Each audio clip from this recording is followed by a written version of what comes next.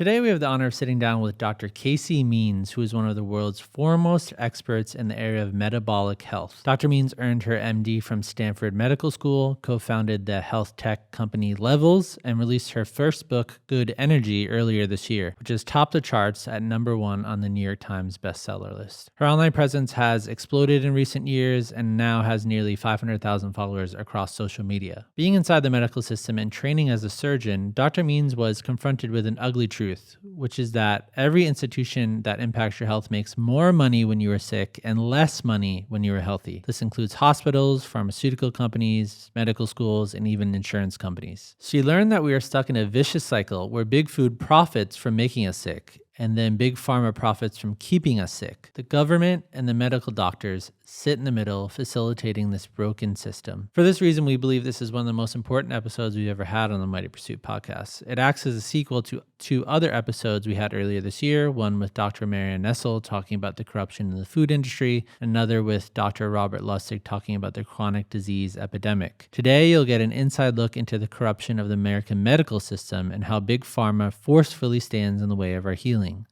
You'll be introduced to the surprising link between all chronic diseases and the role it plays in achieving optimal health. You'll gain practical insights for how to interact with the medical system, how to take control of your own health, and what you can do to fight what is, without a doubt, one of the biggest justice issues of our time. So without further ado, Dr. Casey Means. All right, Casey, thank you so much for being here. Thank you for having me. Yeah. I wanted to kind of begin by adding kind of some important context for our listeners. And so, over the last couple of years, we've talked a lot about the corruption in the food industry and sort of the role that the U.S. government plays in that process. And so we did an entire episode on the subject with Dr. Marianne Nessel, who's probably the leading expert on this. And she's been literally 87 and has been doing this for 50 years. And then we talked with Dr. Robert Lustig about how the food industry kind of makes products that unleash a wave of chronic disease on our bodies, cancer, Alzheimer's, all this stuff. But what I didn't fully realize until reading your book was kind of the role that big pharma plays in all of this, and also just how doctors kind of are stuck in this kind of corrupt system as well. And this idea that big food makes us sick with the products that they're making, but then the medical system in big pharma is keeping us sick, which is just wild to me. And so what I appreciated about your book is you aren't speaking from an outsider's point of view, but you're literally inside that system. And there were so many shocking revelations that I had when I was reading your book.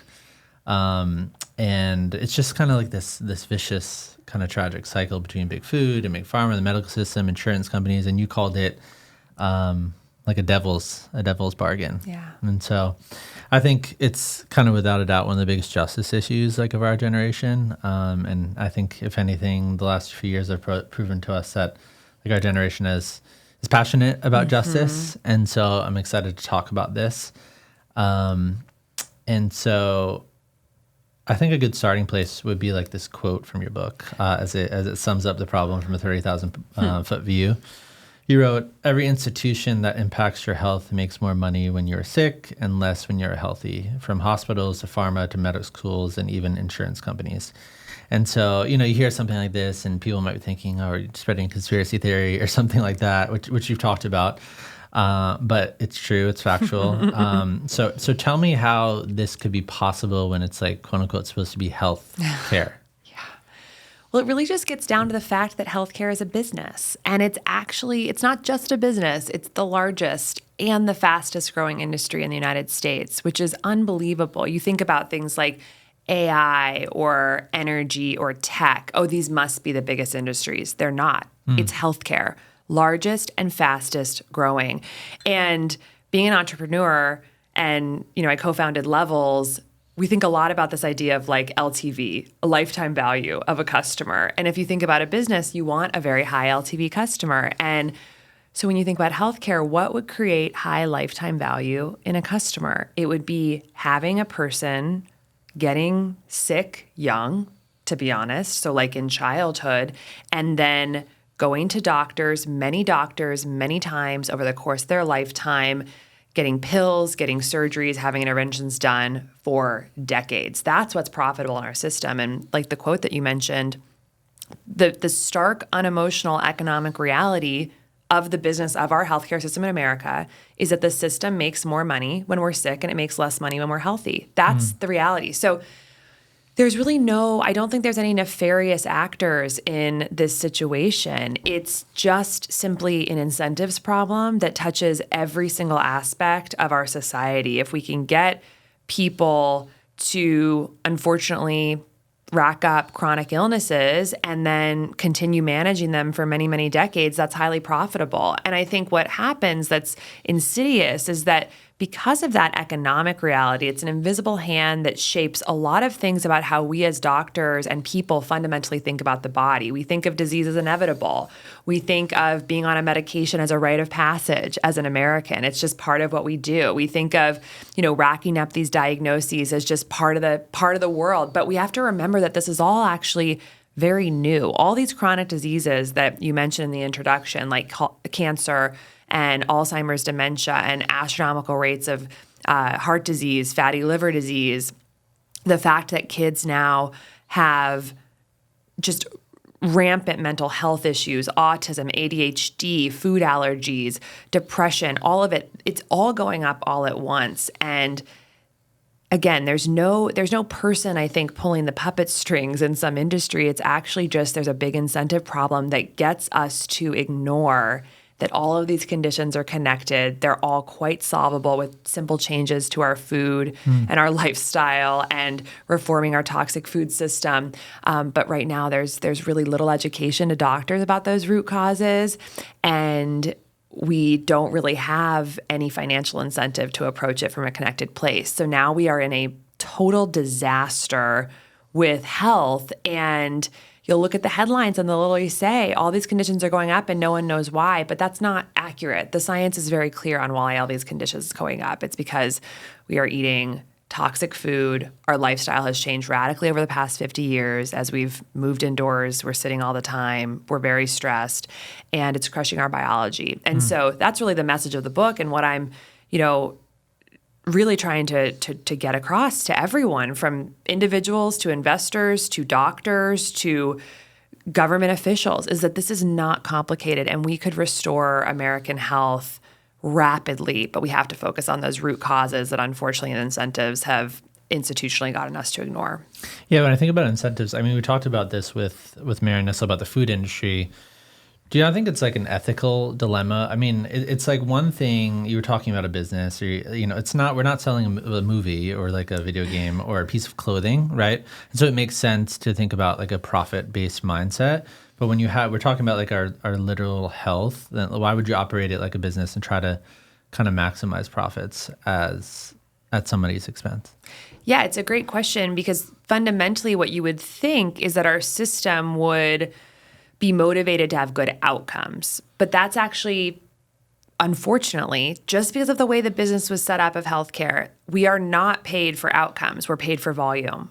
Isn't that amazing? Yeah, it's crazy. That the actual thing that we get money for as a doctor is seeing more patients quickly, filling up your schedule as much as possible, billing for all of those patients, and billing for what you do to them. Okay, so that is how you get paid. And because that's so fundamental to the business, like I said earlier, I think the word that always comes to mind is it insidiously influences everything around it. Like, for instance, even how research is done.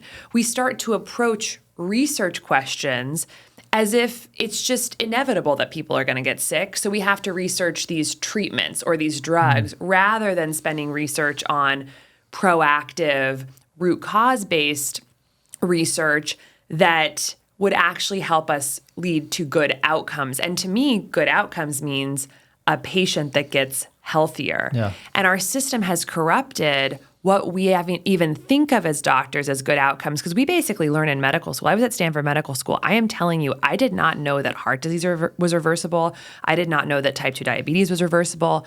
I didn't know that depression was reversible. I literally did not learn that. I learned how to diagnose them and how to medicate them. And the assumption is, well, you'll have these diseases for life, and best case scenario, you will be very well managed on a medication. It was only after medical school and after residency, in my own digging, that I learned that these conditions are totally reversible, that you can actually reverse heart plaques. This is possible. It has been shown in evidence-based research.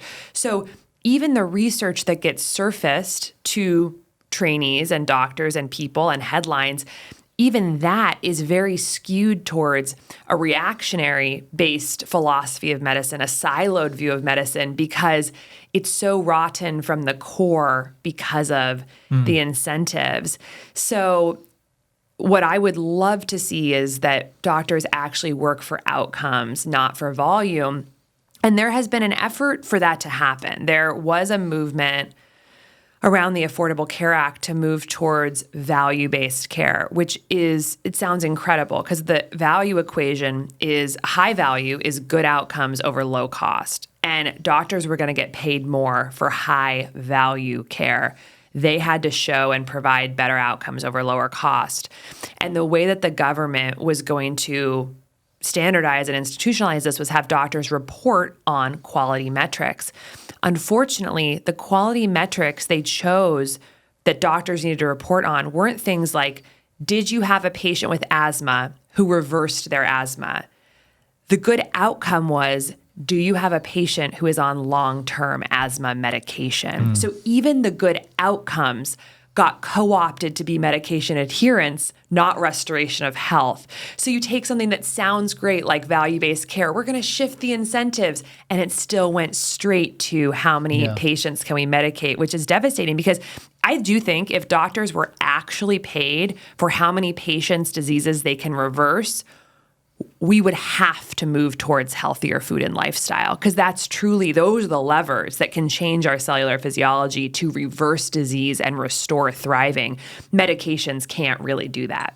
One of the things that like my mouth dropped is when we talked about like RVUs and doctors who work in hospitals. And so this really just drills home this point. So can you explain to me what those are and why it's a problem? Yeah, so these are essentially units of billing. And when you're trying as a doctor to maximize your RVUs, and so you do this by, let's say you have a chart note for a patient that you saw, you get to add little billing points for how much of the physical exam you did and how much you wrote about their history and how thorough your assessment is, and then all the things you're kind of planning to do to the patient in follow-up, come back in 6 weeks. So basically, it's almost like a video game where you're like racking up coins, which are RVUs, which is then, how the hospital evaluates how productive you are. So as a doctor playing this RVU game, you are essentially sitting there thinking, and not consciously thinking, I want to take advantage of anyone,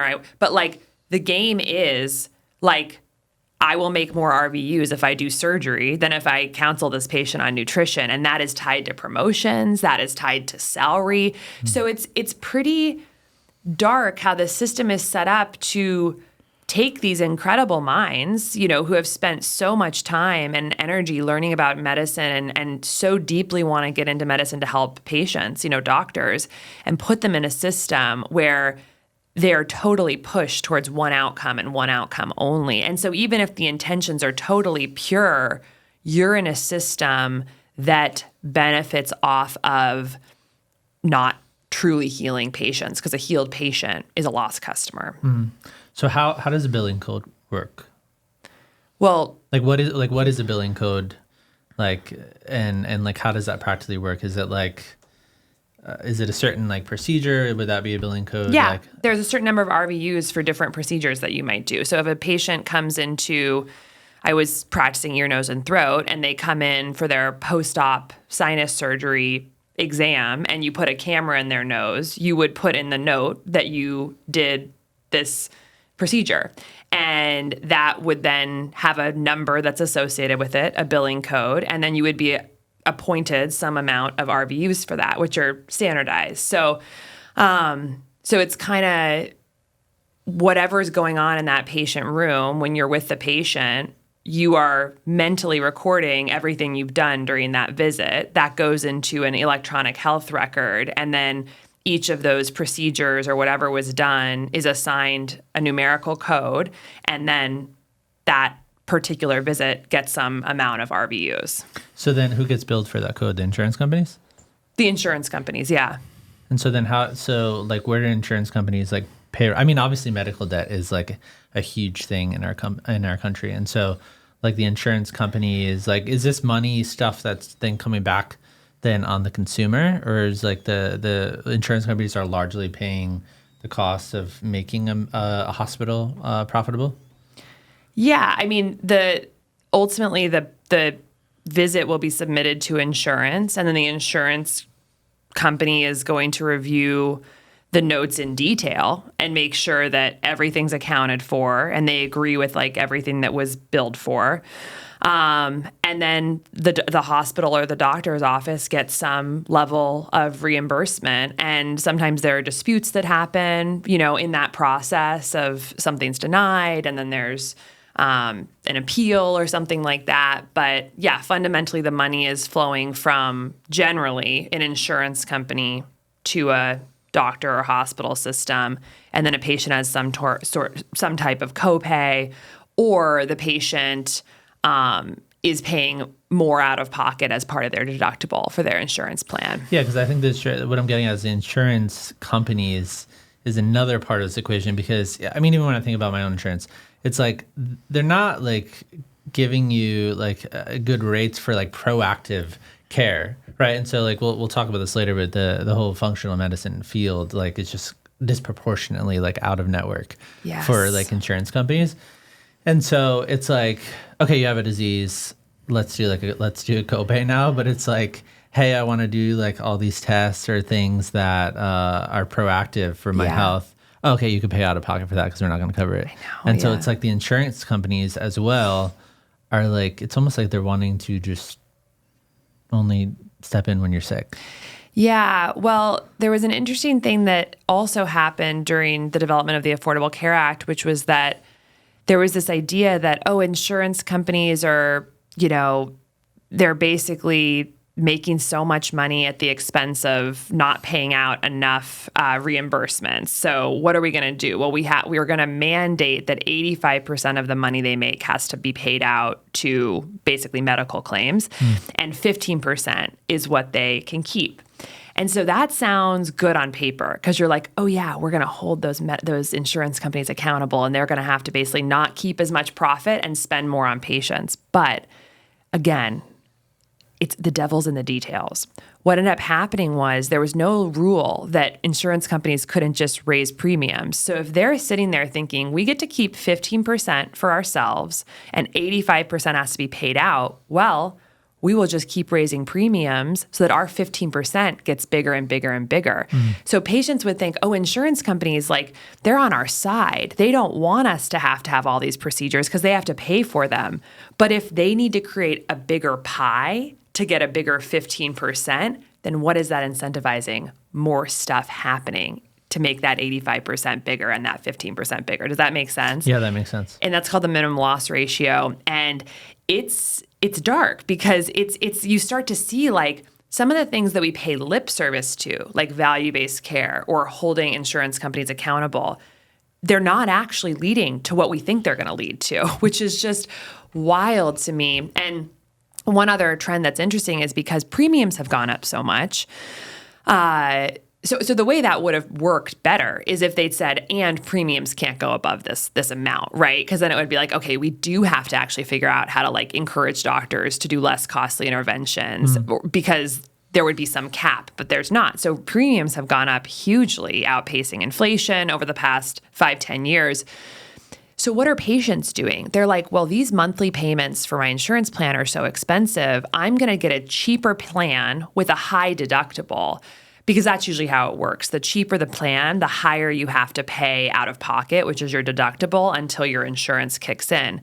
So when I was practicing functional medicine 6 years ago, what I found was you'd expect that a lot of people coming to see me would be very wealthy because they were paying out of pocket. But what a lot of people have figured out is that if deductibles are so high that they might have to pay $6,000 before their insurance kicks in, there were many people who would rather see a functional medicine doctor out of pocket, which might be $1,000 or $2,000, and actually get to the root cause of their issues and maybe save themselves a ton of money down the line. So I actually had people from all walks of life coming to see me who had read a Mark Hyman book or a David Perlmutter book and understood that going to 15 specialists maybe wasn't the answer, And so they were actually putting their money that they would have been spending on co-pays and deductibles in the conventional system towards functional medicine, which was very surprising and interesting to me. People get it. You're in the podcast world, you look at what the top podcasts in the country are, and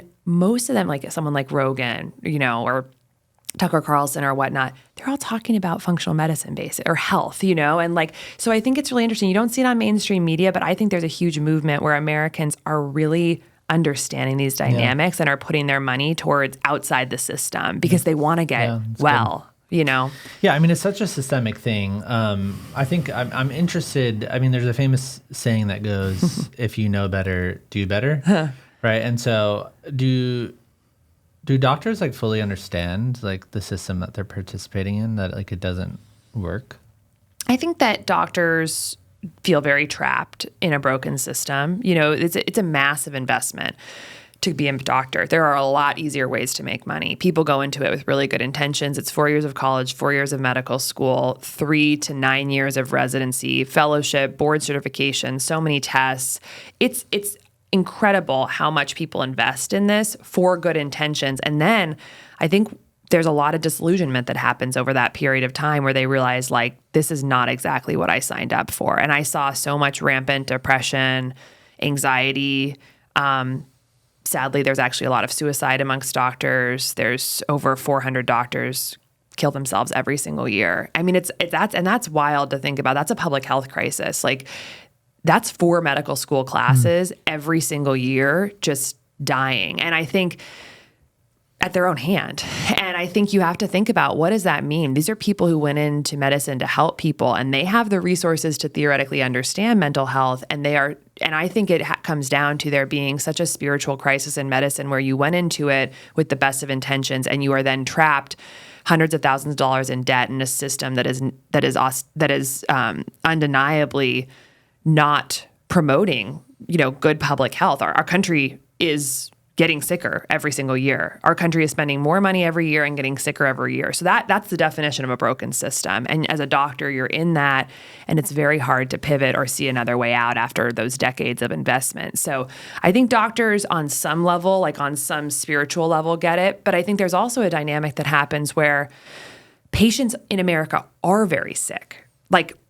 50% of American adults have diabetes or prediabetes. It's cancer rates. This is the first year in American history we're going to have over 2 million new cases of cancer. So people are super sick. So doctors, there's this plausible deniability because all those people do need help. They do need doctors. They want to see doctors. So you can feel very good about your work because you are taking care of a massive need. But what I would offer is that if you step back for just a minute and look at everything that's exploding all at once, the cancer, the heart disease, the stroke, the dementia, the fatty liver disease, even the fact that Americans did so much worse in the face of COVID-19 because metabolic disease was a fundamental root cause of why people got very sick. If you look at all these things and then look at the science through a different lens, you realize they're all connected by the same physiology: metabolic dysfunction, our toxic food system, our toxic environment, our sedentary lifestyle, our chronic stress. There's very basic things that are leading to all these diseases. So if you know that, which at this point I think you can honestly not know that, the fact that our toxic environment and food system is devastating human health, if you're not stopping and actually addressing part of that issue, sure, keep doing your surgical practice, keep seeing patients, but every doctor should be focusing some energy on this more root cause perspective. So that's where I think there's actually a bit of a crisis of courage where people are afraid to step out of their trajectory, their path that they're on, their path that's got a great paycheck and that is super respected by society. But any doctor who has a sense of what's going on, who's not spending some time focusing on really fixing this problem from the inside, I think for better or worse, they're profiting off the problem. But I do think there's some doctors who don't know, but I think every doctor understands that our system is fundamentally in some way broken. I mean,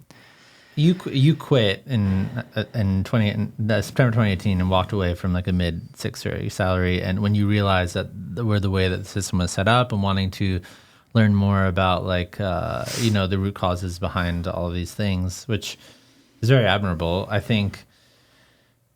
Yeah, I mean, at some level, wouldn't doctors know what they're doing and continue to participate anyway? I mean, I'm not sure if you saw the show Dope Sick on Hulu. But that was about the opioid crisis. Okay. And so on some level, Purdue Pharma and pharmaceutical industry obviously knew what they were doing, that stuff was addictive. And so do you think it's do you think some doctors obviously know and to participate? And I mean, you said the spiritual crisis thing. So do you think that's more of a moral issue to continue to participate in something that doesn't work?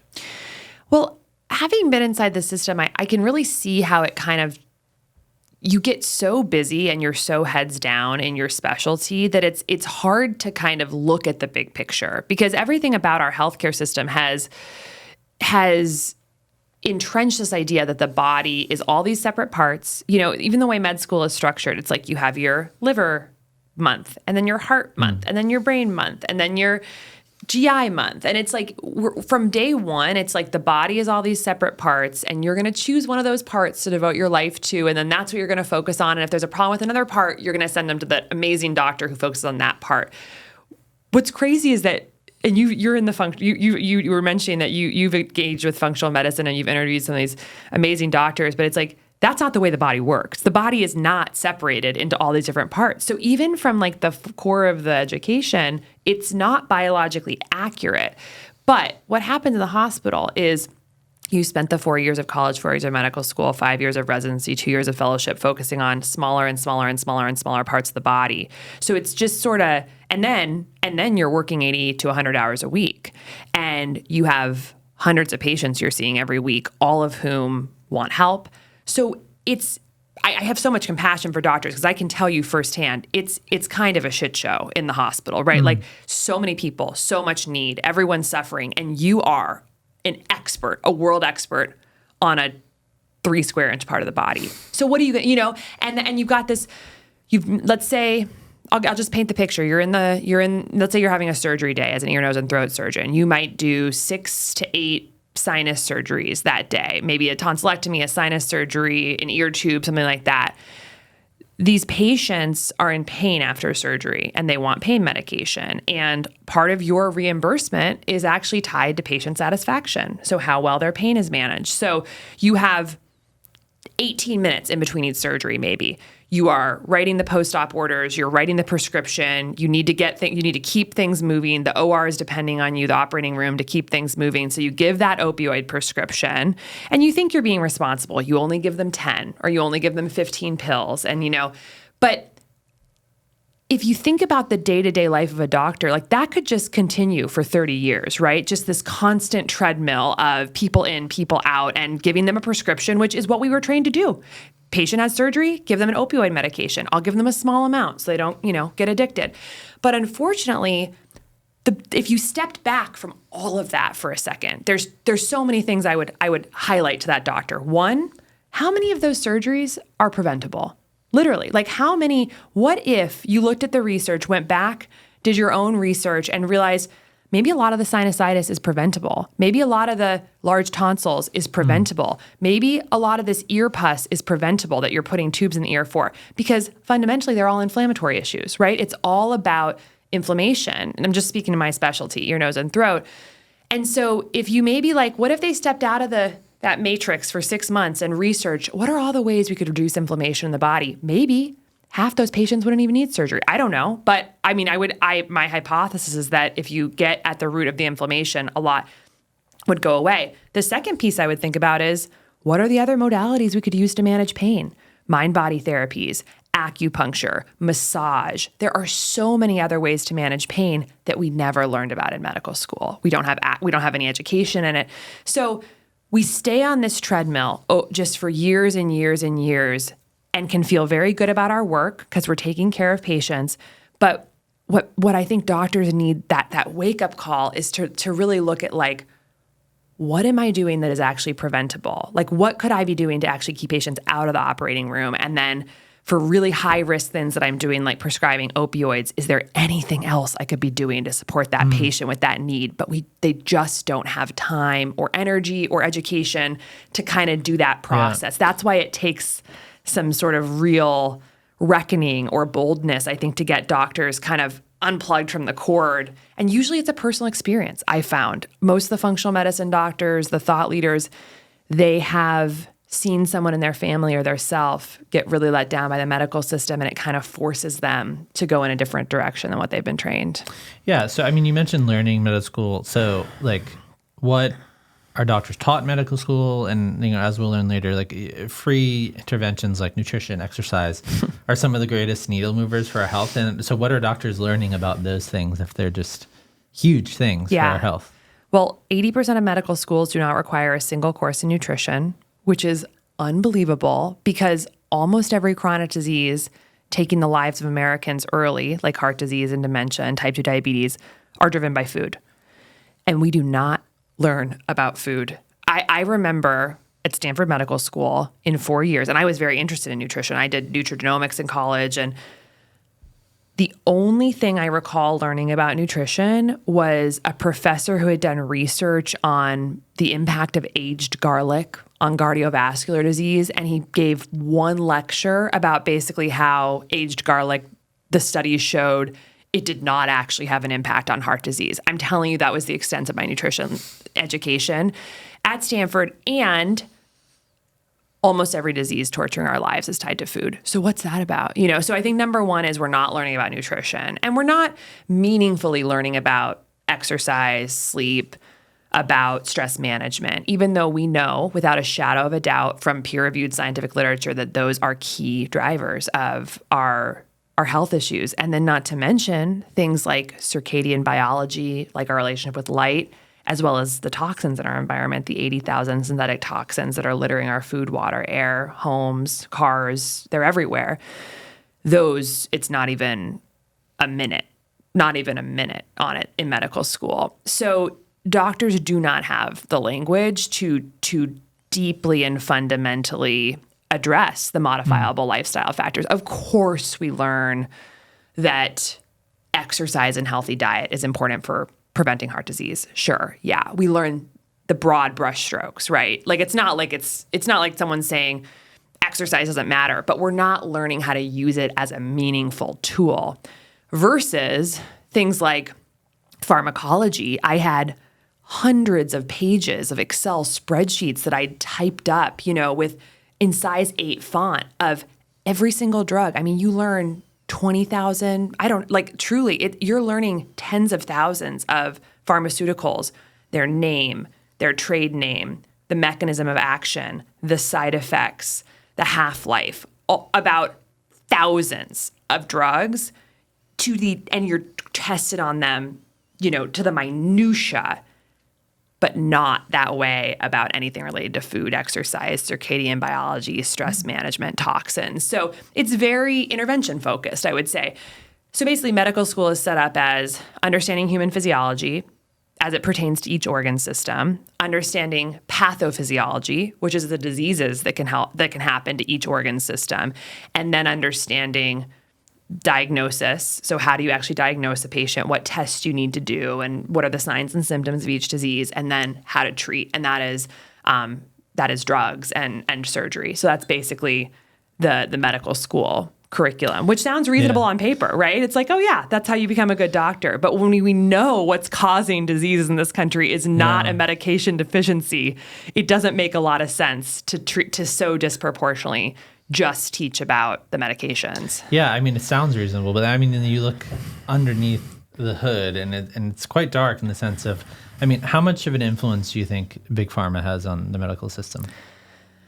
It's monumental. I mean, of course, it's not just the medical system. It's also just media. 60 to 75% of all mainstream media advertising comes from pharma. So they're controlling our news outlets, how we get literally basic information. And then in terms of medical schools, there's not like hard numbers on exactly how much of the medical school budget comes from pharma. But when I was at Stanford Medical School back in 2011, the school took a $3 million grant from Pfizer, who's one of the leading opioid manufacturers. And our dean was a pain specialist. And so there's sort of this interesting thing that's happening where we've got the largest, maker of opioids funding, and the grant was an educational grant for curriculum development.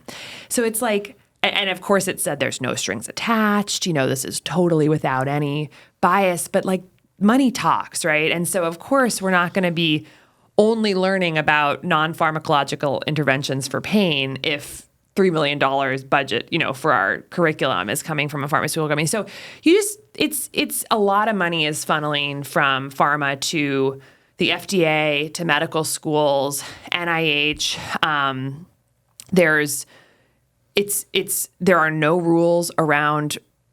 strong rules around NIH researchers taking money, consulting money from pharma. You would think that the people doing the taxpayer-funded research to keep Americans healthy would be totally isolated from industry influence, because it really should purely be for American health and the best solutions to understanding why we're sick. But the conflicts of interest are rampant in the NIH. And around 60 to 70% of the FDA's budget, the Food and Drug Administration, is coming from industry. And they're the ones who decide whether drugs are safe and whether to approve them. So something that my brother and I, in our book and in our work, just suggest such basic things like, what if we just got the money out of the FDA and the NIH and our medical school budget? So if you're taking money, federally funded money from taxpayers for these institutions, they should be pure from industry influence. But that is just so far from the case. But that would be a simple thing that could clean up some of these outside forces that are actually influencing the information that we get as people, the news, the research, the curriculum, the foundation of what we learn. So, yeah. It's just wild to me. I mean, really, it's just, big food and big pharma, like together, it's like the fact that they're like funneling money to these organizations. And so then you have the ultra processed food stuff going on. And so, which covers 73% of the grocery store shelves. And so, that's making us sick. And so then it's working to convince the public that is not making you sick. And so that's the interest. Right. And then it's just like, okay, now you're sick. Oh, Big Pharma has the answer now with all these pills and drugs. And then they're funneling money to the government. It's just kind of crazy. I mean, Dr. Lustig wrote in his book, Metabolical, that Big Pharma actually underwrites a lot of the budget for medical schools. I mean, can you confirm that? Because that was just crazy to me that they're underwriting a budget for like a medical school. Yeah, that's the pharma, the Pfizer grant I was just mentioning. Okay. I mean, that's part of what's going towards how the school operates. Yeah, that's insane. I don't think there's any hard numbers on exactly how much of a percentage it is, but it's not negligible. Yeah. And so obviously your brother, who co-wrote the book for you, at one point in his life used to lobby for Big Pharma. So can you tell me, like, if people are not familiar with that, like how that actually works? Lobbying? Yeah. Yeah. Well, the food industry, so the food industry and the pharmaceutical industry are the biggest lobbyers on Capitol Hill. So I think if you ask the average person on the street, they would think it was like oil and gas or something like that, or building contractors or things like it is food and it is pharma. So they are spending far more than any other industry on lobby on Capitol Hill. And if you look at all the states in the United States, 78% of senators represent a state in which the largest industry is food and healthcare. So there is a huge incentive for our politicians to protect the businesses that give their constituents jobs. So that creates another, unfortunately, devil's bargain where at the governmental level, there is just a strict incentive to keep those industries thriving. And how do you keep the food and the healthcare industries thriving? The food industry, and this is just statement of economic reality, The food industry makes more money if you have people addicted to the cheapest possible foods, the foods that are cheapest to produce. So if you can get people addicted to cheap food, highly profitable. That's the ultra-processed food industry. That's their playbook. If you think about the healthcare industry, you have more patients over long periods of time in the system having more things done to them. So that's the two ways that those businesses make the most money. So of course, at the governmental level, anything that supports those existing incentive systems is going to help create job growth in their states. Huge problem, right? So it's wild that you've got these industries putting an all-out assault on Capitol Hill, trying to convince Congress people that it is absolutely in the best interest of their states and their constituencies to keep these current incentive structures strong. Yeah, I mean, you mentioned that word spiritual crisis multiple times in your book. I mean, a lot of this kind of picture that we're painting kind of sounds like an age-old story about greed in some way, especially big food and big pharma. And do you think that like following the money is just kind of a bigger picture of losing our way? I think it all comes back to money. Absolutely. Like our value system in the United States is money. That's what it is. We're very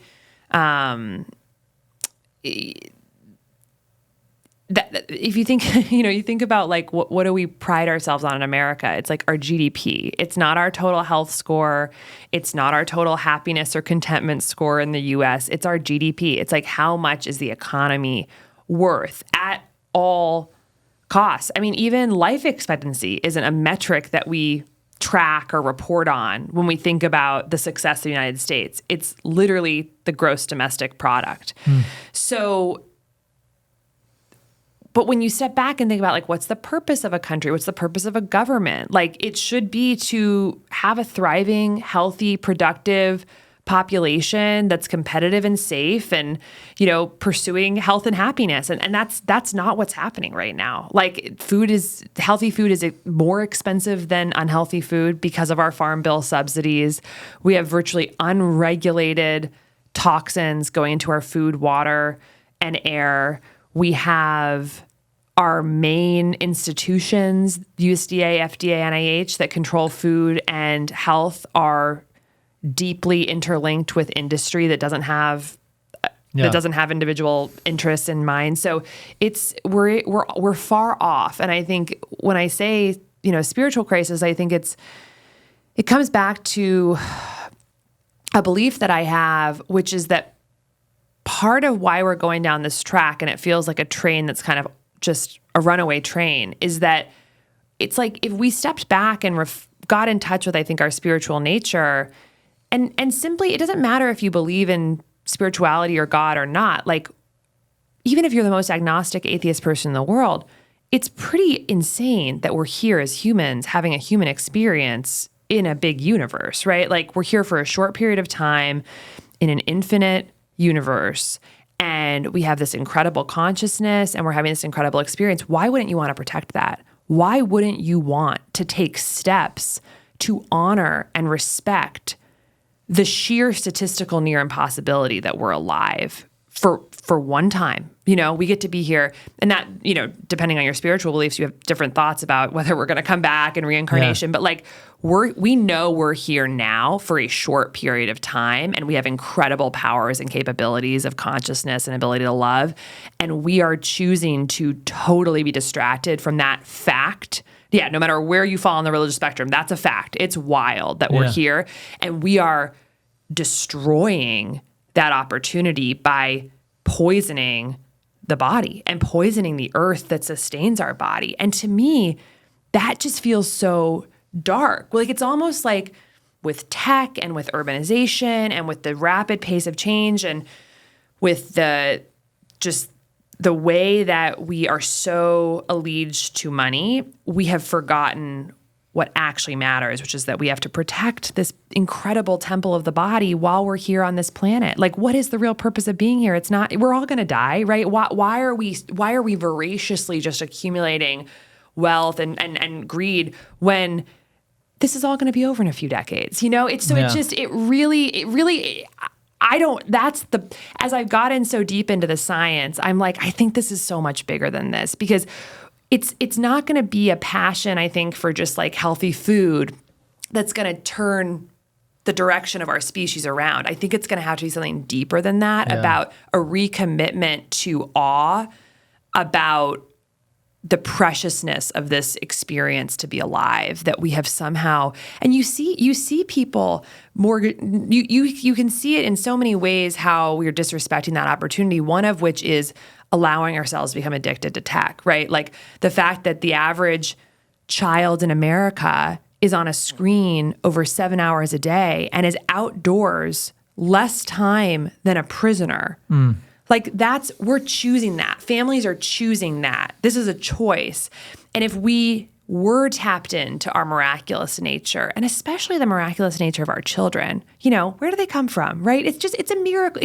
And instead we're climbing,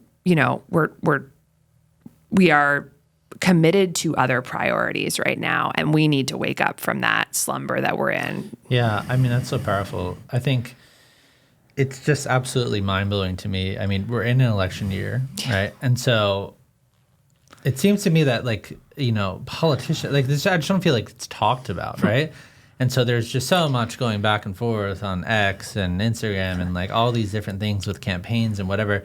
And it's just like the small fraction of attention that is being paid to this. I know. When arguably I'm like, this should rank what, top 3, like at least top 2, top 1. Yeah. Unlike what we're talking about is like given that the entire population is struggling with like chronic disease and stuff.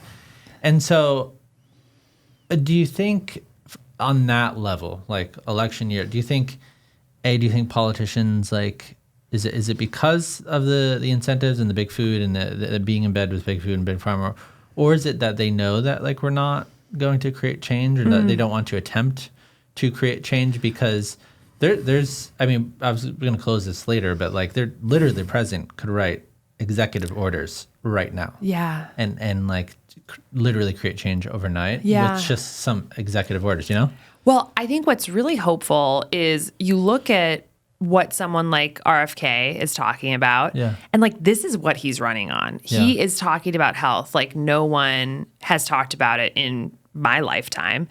Talking about the pesticides and the toxins and the food system and all the corporate, problems. And he has said, I'm going to take this on head on. And even though he's certainly, of course, he's running as independent, he's not in the running for, he's not even close to the polling numbers of the other candidates. He in some polls he's getting 20%, and that says something. It's like that an independent talking about health issues is getting that much of the poll. It's pretty. I think that's hopeful. And then you do hear, for better or worse, like Trump has talked about the chronic disease epidemic in this campaign, which is not something I've heard about from prior candidates, saying why are Americans getting sicker?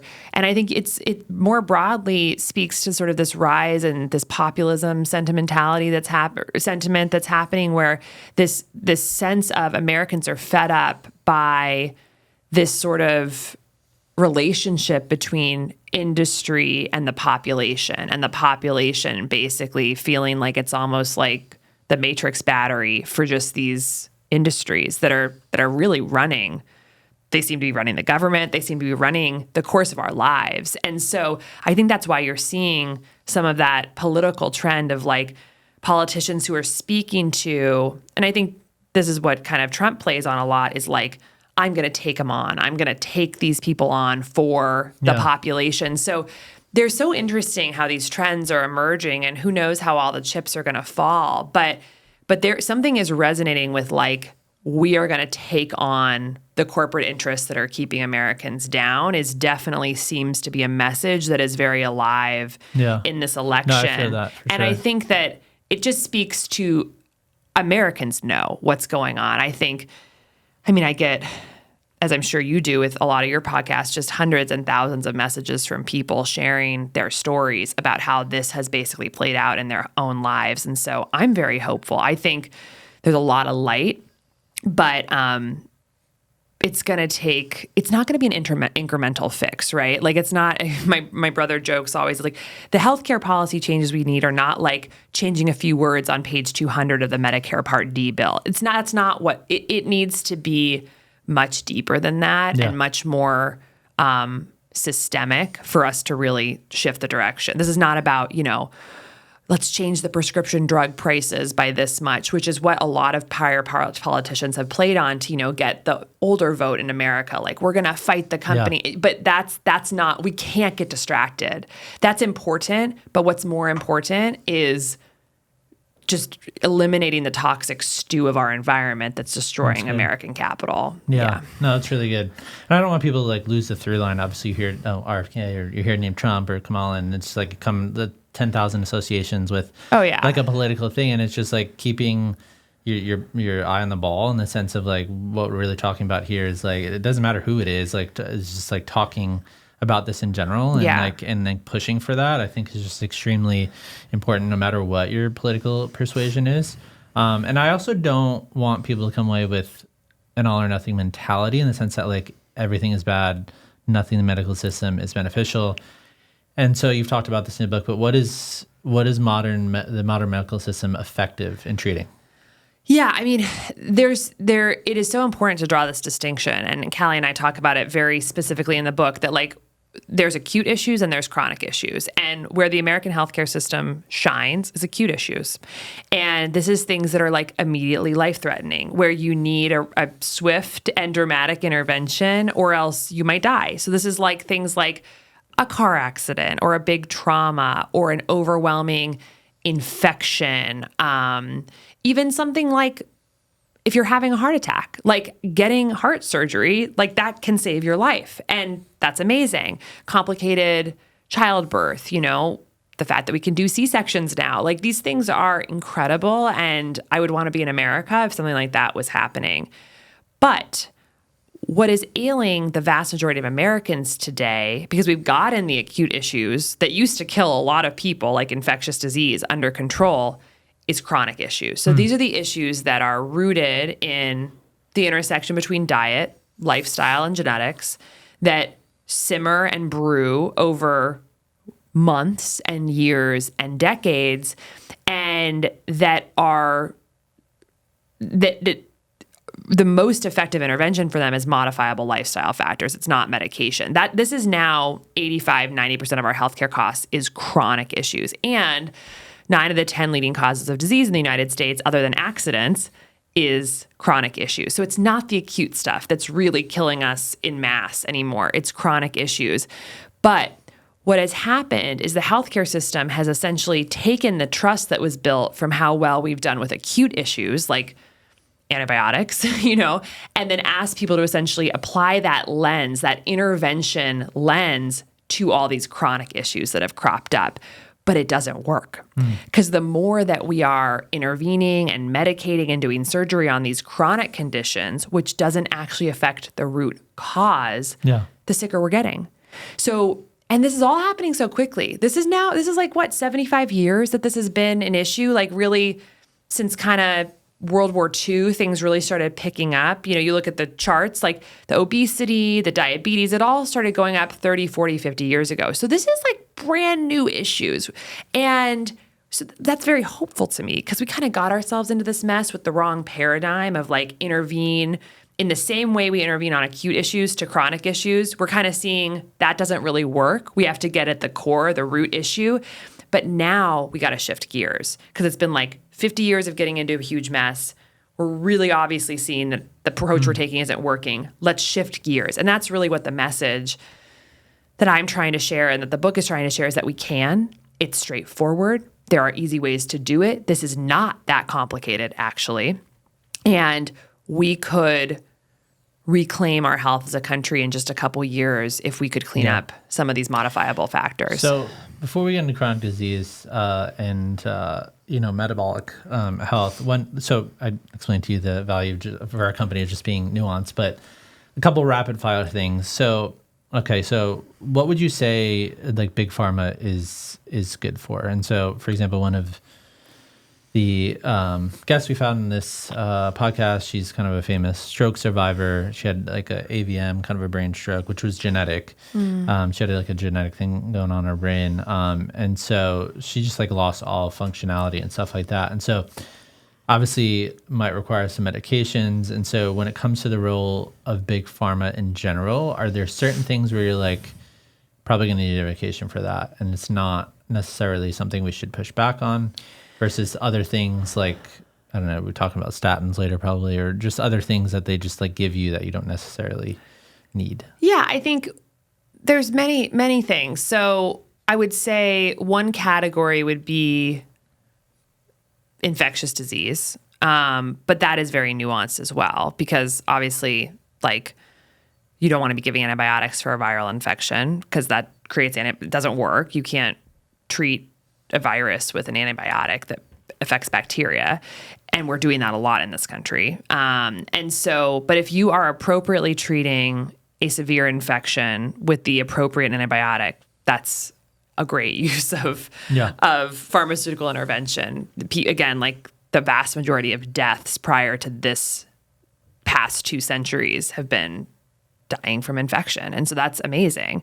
I think a lot about childhood congenital issues as well, where a child is born with a heart defect or some problem neurologically, or just there's so many things that can happen, and that they're just born, unfortunately, with that unlucky situation. And that's where I think pediatric surgeons and the people working with children on these more genetic or childhood, developmental issues are so valuable. Also with, and I think, but one other thing we need to think about that, again, with the nuance is like, are there aspects of our environment that are leading to higher rates of childhood issues? Like for autism, instance, yeah. Well, yeah, for sure. But like even something like heart malformations in children, like you would think like, well, these must all just be genetic. But there's been data that's shown if you're drinking alcohol, man or woman, in the year before getting pregnant, not while pregnant, but before getting pregnant, it's associated with higher rates of heart issues in children. No one knows that. I didn't know that until I started doing this research in preparation to get pregnant. But like everyone thinks about fetal alcohol syndrome as a mother drinking during pregnancy. But of course, if you think about it, okay, alcohol is a toxin. If it's being bathed on the sperm and bathed on the eggs prior to conception, it also has an impact. So that's just one example of like, I've never ever once seen a public health announcement of like, we should probably stop drinking alcohol. Definitely 3 months, probably a year before trying to conceive. So that's just one example. But you also think about the pesticides and the endocrine disrupting chemicals in our society, in our world. Like, how are these leading to some of the issues? And of course, some of it's going to be purely genetic, no control over it. But that's an example where I think the healthcare system and pharmaceutical intervention can be super valuable. I think about childbirth. There are some, births in which historically, like, the mother's life would be at risk and the baby's. And now we're able to do things like C-sections. And, that's powerful. Here's the nuance, though. Why are, in some hospitals in America, 70% of the births C-sections, right? That we should really be scratching our head about that. The rate of C-section amongst hospitals in America ranges from 7 to 70%. And a C-section is like a highly profitable procedure in which gets the woman in and out of the hospital in, much not out of the hospital quicker, but it's easier from a logistics perspective for the hospital, right? And so we should be thinking about why maybe there's some percentage of very truly complicated pregnancies that we need a C-section for, but why is it in some hospitals upwards of 60, 70%? So there are situations in which our modern medical interventions are super powerful. Also, like my fiance's father is like a pediatric pulmonologist, and he focused mostly on CF, cystic fibrosis, with a genetic condition in kids. And medications for CF have allowed life expectancy to skyrocket for that condition, which there's truly nothing you can do about, drawing that unlucky card. So many examples. I could go on and on and on about where there's huge benefit of having intervention. With that said, Again, 80 to 90% of healthcare costs in the United States are going towards chronic lifestyle-based conditions where medication is more of a Band-Aid for an issue that we could have avoided or which we can turn the ship around with simple lifestyle habits. And that's where, again, we've taken the trust engendered by how these medications work for these isolated examples and said, we should use this for everything, every time someone gets sick. And that's from a marketing standpoint, super smart approach. Like, oh, of course, it worked for this, it should work for this. When in fact, doing a keto diet and walking 10,000 steps a day might actually fully reverse the condition that a medication never will. So we have to be thinking that way. Like, what is my condition? What is the true physiology of it? How is it related to other symptoms and diseases that I have? And then what are the evidence-based dietary and lifestyle strategies to reverse it? And that's basically what functional medicine does. Yeah, so when it comes to chronic diseases like cancer, I mean, craziest thing to me reading your book, I don't know if you want to call it the cure, but it's in a sense, we understand the biological mechanism behind all chronic diseases or the link between all those different chronic diseases. And so, knowing that, we can reduce our chances of getting those diseases. So obviously, I mean, I do believe that the way we explain things, however, kind of makes or breaks how well someone will digest that or understand it. So can you explain this to me like I'm a 5-year-old, like metabolic health? Sure. The link between all of these chronic diseases, what's happening? Yes. So when I talk about how we now understand the connection between most chronic diseases that we're facing today in the country, the connecting point that shows up so clearly in the literature is metabolic dysfunction. So metabolic health, or let's start with what is metabolism? Because before we talk about its dysfunction, what is it? Metabolism is the most foundational process that happens in the body. It's the process of making energy to power our cells. So we take in food, every meal that we eat, something like 40 to 70 metric tons of food in our lifetime. And we have to convert that food, which is potential energy, into an energy form that our cells can use to power everything that they do. And if you think about what is the body is, simply put, the bubbling up of chemical reactions. We have 40 trillion cells, each of those 40 trillion cells, each of those trillions of cells are doing trillions of chemical reactions per second. And our lives is simply the bubbling up of all those chemical reactions. It's pretty crazy. Most of those reactions require payment. You need to pay for that chemical reaction. And the way you do that is by making energy, by converting food to cellular energy through metabolism. So we can start to get lost in some of the higher level details of health, like how are my hormones and how is my, microbiome function? How is my neurologic function? And getting into these specifics. But below all of that, the foundational base layer of all of that is, does my body have power? Does it have power? You could have a Ferrari. If it has no gas, it doesn't work. It's not, it doesn't matter how nice the car is.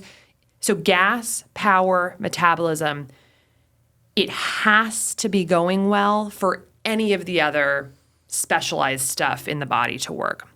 So right now, in our modern world, we have a metabolic dysfunction issue in 93% of Americans. And I say 93% of Americans because there's been a couple big studies in the past couple of years showing that in 2018, there was a UNC study that showed that 88% of American adults have at least one biomarker of having a metabolic problem. This power issue is broken.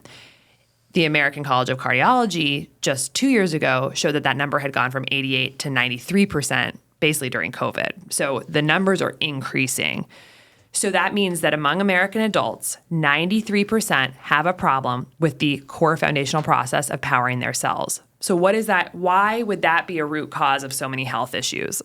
Well, we have dozens of organ systems in our body, and we actually have over 200 types of cells in our body. So, you've got retinal cells, and you've got skin cells, and you've got the cells lining your blood vessels, and you've got liver cells and kidney cells and ovarian cells and sperm cells. You have all these different types of cells They all need energy to do their work. And if the cell can do its work properly, it turns into health. Like if we're well powered and all our cells are doing their jobs properly, we have health. But if this underpowering issue, metabolic dysfunction, is happening in the body, it can show up in different cell types like different symptoms. So underpowering in an ovary cell is going to look different than underpowering in a brain cell. And that's going to look different than underpowering in a blood vessel lining cell, which will look different than low power in a liver cell. So when you look at things like fatty liver disease, Alzheimer's dementia, depression, migraine, fibromyalgia, polycystic ovarian syndrome, erectile dysfunction, stroke, heart disease, all over the body, and you look at the research on what is the cellular process that is disturbed in this condition, you find that it all leads back to metabolic dysfunction. And where we get lost in our system because we're so specialized, like we talked about earlier, is that brain doctor sees the symptoms of Alzheimer's or depression, and they think, well, those look totally different than polycystic ovarian syndrome. These symptoms are in the labs and all, it's totally different than fatty liver disease. We've got to separate all these patients into different doctors' offices because they're looking at the symptoms, which of course look different. Depression looks different than arthritis, which looks different than heart disease or hypertension. But that's because we were never trained to really think about the core intracellular physiology. We're trained on the symptoms of that core problem in different parts of the body. And how that ties into our earlier conversation about incentives is that by being in this slightly different, by ignoring that sort of core root cause, you end up getting one patient with 8 symptoms in 8 different doctor's offices on 8 different medications, maybe getting 8 different surgeries, seeing these 8 different doctors for maybe 20, 30, 40 years. That is hundreds of thousands of dollars, probably millions of dollars over the course of that patient's lifetime, versus if all those doctors got together and sort of traced this question of what's the core connecting physiology, understood metabolic dysfunction, understood the lifestyle factors in our environment that are leading to metabolic dysfunction in mass right now, which are the environmental issues, toxic food system, we could potentially help that patient rectify that issue, and a lot of their issues in different parts of their bodies would melt away. And that's what often happens when someone cleans up their diet and lifestyle, gets their blood sugar and metabolic health in order, is they find that a lot of their symptoms go away. And I'm not trying to say that this is like the only aspect of health that matters, but if we want to be optimally healthy, if we want to have optimal longevity, we must have good metabolic health because it is the foundation of our core cellular biology. So what diseases does this influence? Every possible, I mean, you could name a disease and in some way it is going to be related to metabolic dysfunction. And I say that because, and I'm not saying metabolic dysfunction is the one cause of every single disease, but if you have underpowered cells, it can look like almost anything. So some of the ones that like have a direct link would be Alzheimer's dementia, type 2 diabetes, obesity, cancer, heart disease, stroke, depression, anxiety, ADHD, autism, eczema, acne, premature wrinkles, erectile dysfunction, male and female infertility, gout, fatty liver disease, chronic kidney disease, increased risk of infection and death from influenza, COVID-19, any bacterial infection, immune suppression, like cancer. So really, each of those has a direct, strong link between the physiology of metabolic dysfunction, which I talk about in the book as, so that's metabolic dysfunction is a term for poor energy production in the cells.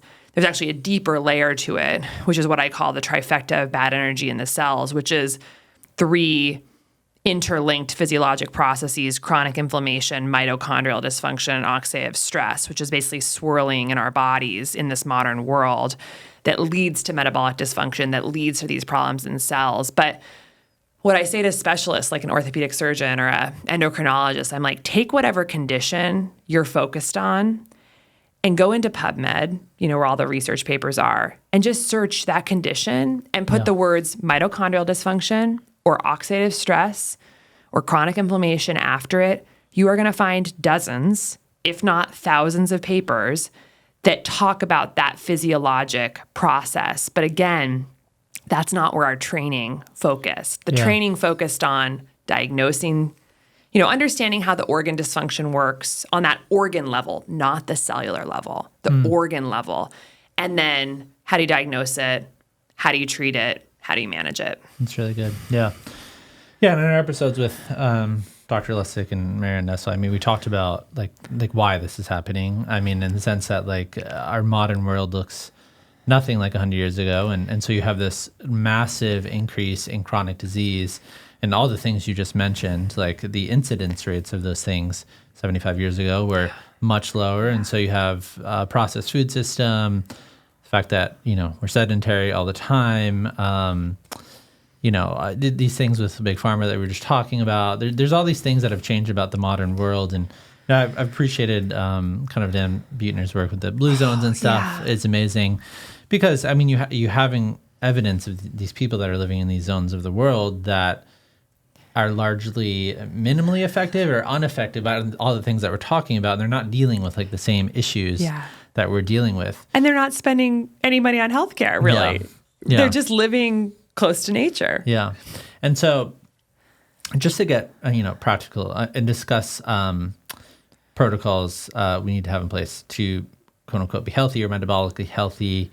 I'd imagine the first step is just kind of getting a lay of the land and getting a full picture on what's going on inside your body. Is that correct?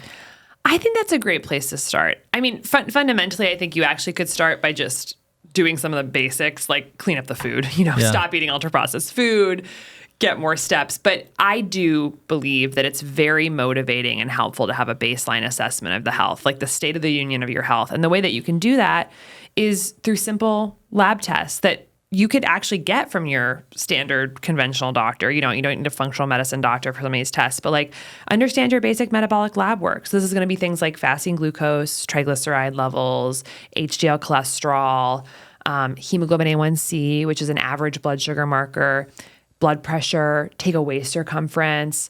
If you can get a ApoB, which is it's a marker of essentially cholesterol in the body, like LDL, that can cause heart disease. Just those tests right there, like a waist, get a tape measure, ask your doctor to order these 6 or 7 tests. You can know from those tests whether you are in that 93% of people who have metabolic dysfunction or the 6.8% of people who are considered to be more optimally metabolically healthy, just from those tests, which even if you paid out of pocket, it would probably be like $50. So that's one. I mean, after that, I'm a big proponent of lab testing because I think it gives us the power to understand if you understand your own health and if you understand the trajectory that you're on and whether you're improving with the choices that you're making or not, you have all the power, right? You can go into your doctor's office as an educated CEO of your own health and be confident whether your strategies are working. So the doctor might say, well, I really think you need this. And if you're saying, well, this is what I'm doing and all my labs are improving, that gives you like some confidence and power. So there's now ways to get more extensive lab testing inexpensively through like direct-to-consumer testing. So I love Function Health. My company Levels does labs. But these are things like more high-level metabolic testing, like fasting insulin levels, CRP levels, which is an inflammatory marker. Things like vitamin D levels, which is super important for metabolic health. Uric acid. There's more tests that can give you a richer picture of where you stand. So the nice thing about Function Health is that you pay, it is out of pocket, but it's like $499 and you get 110 biomarkers and then a follow-up like 50 or 60 biomarkers 6 months later. So for me, that's just part of my budget each year. $499, and I know I'm going to get at least 2 huge swaths of information about my health.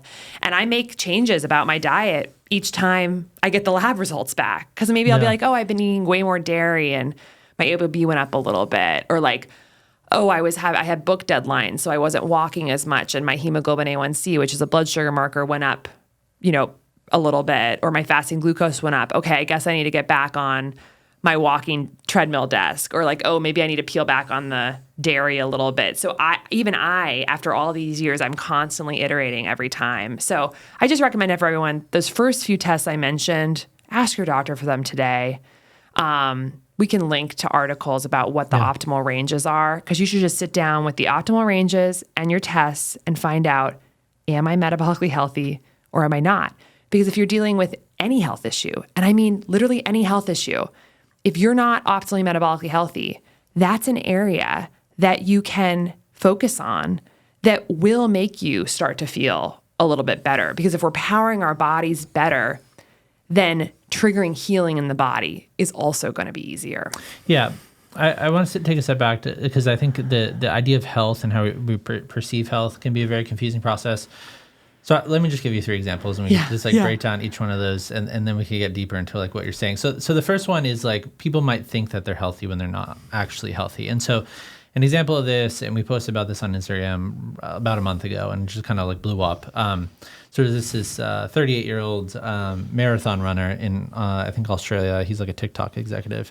He came down with stage 4 cancer. I think it was non-Hodgkin's lymphoma. So you see his case, and you're like, how is that possible? This guy's like has like a rigorous workout like routine. He's doing like marathons. I can't speak to his eating habits. I can't speak to a lot of the other things that we're talking about. But I think people are just concerned about the rise in incidence with 30-something-year-old. And then if you're told like, oh, sedentary lifestyle is an issue, and then you see like a 38-year-old marathon runner get stage 4 non-Hodgkin, so something like that. Is there anything you would kind of add about something like that? Yeah. I mean, so the interesting thing about chronic disease and metabolic dysfunction is that there's so many aspects of our environment that are hurting our mitochondria, hurting these energy producing factories of our cells, that are hurting our cellular biology. So, and there's 8 that I focus on, and I can mention those. But the idea is that what one person's issues are that are leading to dysfunctional cellular biology or metabolic dysfunction could be different than another person's. You and I, just because we live different lives in different cities, different exposures, might have different vectors that are hurting our cellular health. So what we have to do is know what those vectors are, those pillars of potentially health or damage in the modern world, take stock of how it's affecting us. So for this guy, it probably wasn't sedentary behavior, but maybe it was environmental toxins. Maybe it was food. So for me, the ones that I talk about in detail in the book, and it's really we're thinking about food, we're thinking about movement, sleep patterns, emotional health and stress, our relationship with light, our relationship with temperature, our exposure to environmental toxins, and what medications we're on. So those are the ones that we need that are modifiable. And so when we're talking about food, we're looking at like, is it ultra processed or is it real? Is it unprocessed food? Is it organic or is it covered in pesticides? And unfortunately, we use 6 billion pounds of pesticides worldwide. 99% of the food in the United States is not organic. And one of the pesticides, glyphosate, which is the most commonly used pesticide in the United States, has a direct relationship with non-Hodgkin's lymphoma. So you look at someone who might be eating healthy, but you have to go deeper. Like, is it clean? Is there invisible poison on my food, which is what pesticides are? Then you look at the food even deeper, and it's like, okay, well, I need all these micronutrients in my food to let my mitochondria work properly to make cellular energy. Where is my food coming from? So if your food is processed, it's going to be nutrient depleted. But even if you're eating whole food, then you kind of have to go a layer deeper and say, what was the soil like that my food was grown in, and how far did it have to travel to get to me? Because both of those things will impact how many nutrients are in your food. Food that travels long distances, and the average piece of food in the United States travels 1,500 miles to our plate, it loses its key nutrients. And when food is grown in damaged soil due to American industrial agriculture, it has less nutrients. So talking about nuance here, it's like people might say, I eat fine, I eat healthy, but there's like 8 layers to think about. And that's not to make people feel scared or like it's impossible, but the more you know, like the more you know. Because these nutrients in the food are medicine. The nutrients in the food are anti-cancer compounds. The nutrients in the food are antioxidants or change gene expression that upregulate our DNA repair enzymes. This is just a statement of fact that the chemicals in the good chemicals, the nutrients in the food change our propensity for health or disease. So we want to look at every layer of food to understand what's really going in our body. And I look at food as medicine, of course. And so because I look at food as medicine and it's an investment in eye health, I'm looking for the highest quality, freshest, cleanest food from the best soil, which means I buy it from the farmer's market, and I know the farmers I buy it from, and I know that they care for their soil. That's the best I can do. Maybe in Europe it would still be better, but that's the best I can do in America. And there's 9,000 farmers markets in the U.S. now. So this is possible for a lot of people. I know it's not possible for everyone, but I would say that's high leverage. So that's just food, but we could have an hour-long conversation about each of those pillars. But all that is to say that our journey to health is about understanding those, which I talk about deeply in my book, taking stock of where we're crushing it on those in our own lives and where there's room for improvement, and then making steps towards improving them, and then checking our biomarkers every 4 to 6 months to make sure that the strategies we're choosing to employ are having a meaningful impact on our health. That's good. So the next example, obviously the crux of your book, which I just thought was absolutely incredible, was talking about your mother's journey and how she died of pancreatic cancer. So this related to a second thing for me, which was like, people who seemingly do all the right things but end up with negative results. And so you wrote, my mom tried so hard to get her health back on track. She stopped smoking. She hired a trainer. She joined a Curves gym. She wrote every book on nutrition that she could get her hands on and participated in several programs. She tried a whole foods plant-based diet. And so I'd imagine a lot of people could feel discouraged in some sense reading that, because it seems like she did go above and beyond in some ways, but still died of pancreatic cancer. And so with her case, like, what are your thoughts about that? And what could have been different or changed? I love this question because, of course, I've ruminated on this question like every day since she died 3.5 years ago. Like, what would it... And the key thing here is that right now, because we don't have a centralizing framework for what's happening to our bodies, people are working very hard on their health, but it's kind of scattershot. It's not pointing the arrow all at where the problem is, which is metabolic health. So my mom, even though she was trying so hard and trying all these different things, none of it was pointed straight at the mitochondria.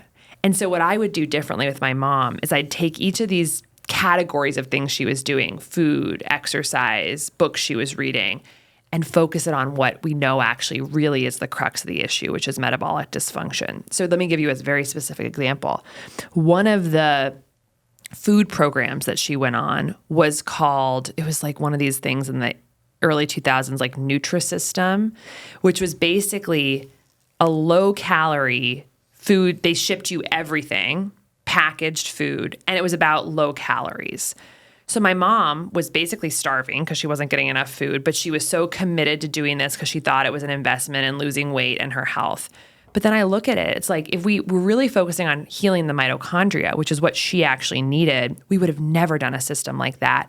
Ultra-processed, filled with basically seed oils and ultra-processed grains and even added sugars, probably very nutrient depleted because it was sitting in a package, unrefrigerated. It was just like packaged meals.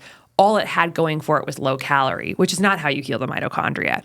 What I would have done for her is nutrient testing. What nutrients is she actually low in? Which mitochondrial cofactors? And I just did that, the nutrient testing. It's really cool. And so then I could say, great, your magnesium's low. That's a mitochondrial cofactor. We're going to give you pumpkin seeds. Like, oh, okay, your selenium's low. Let's do more Brazil nuts, and really shape a whole foods organic diet that was actually targeted at healing her metabolic processes. Even when she went plant-based and then she went keto, she wasn't fully holistically thinking about all the elements we need to create a cell that's metabolically healthy, which is antioxidants, micronutrients. I talk about it in the book. There's 5 main components of food that help build a metabolically resilient cell, which is fiber, omega-3s, a probiotic source, healthy protein, and then micronutrients and antioxidants. And so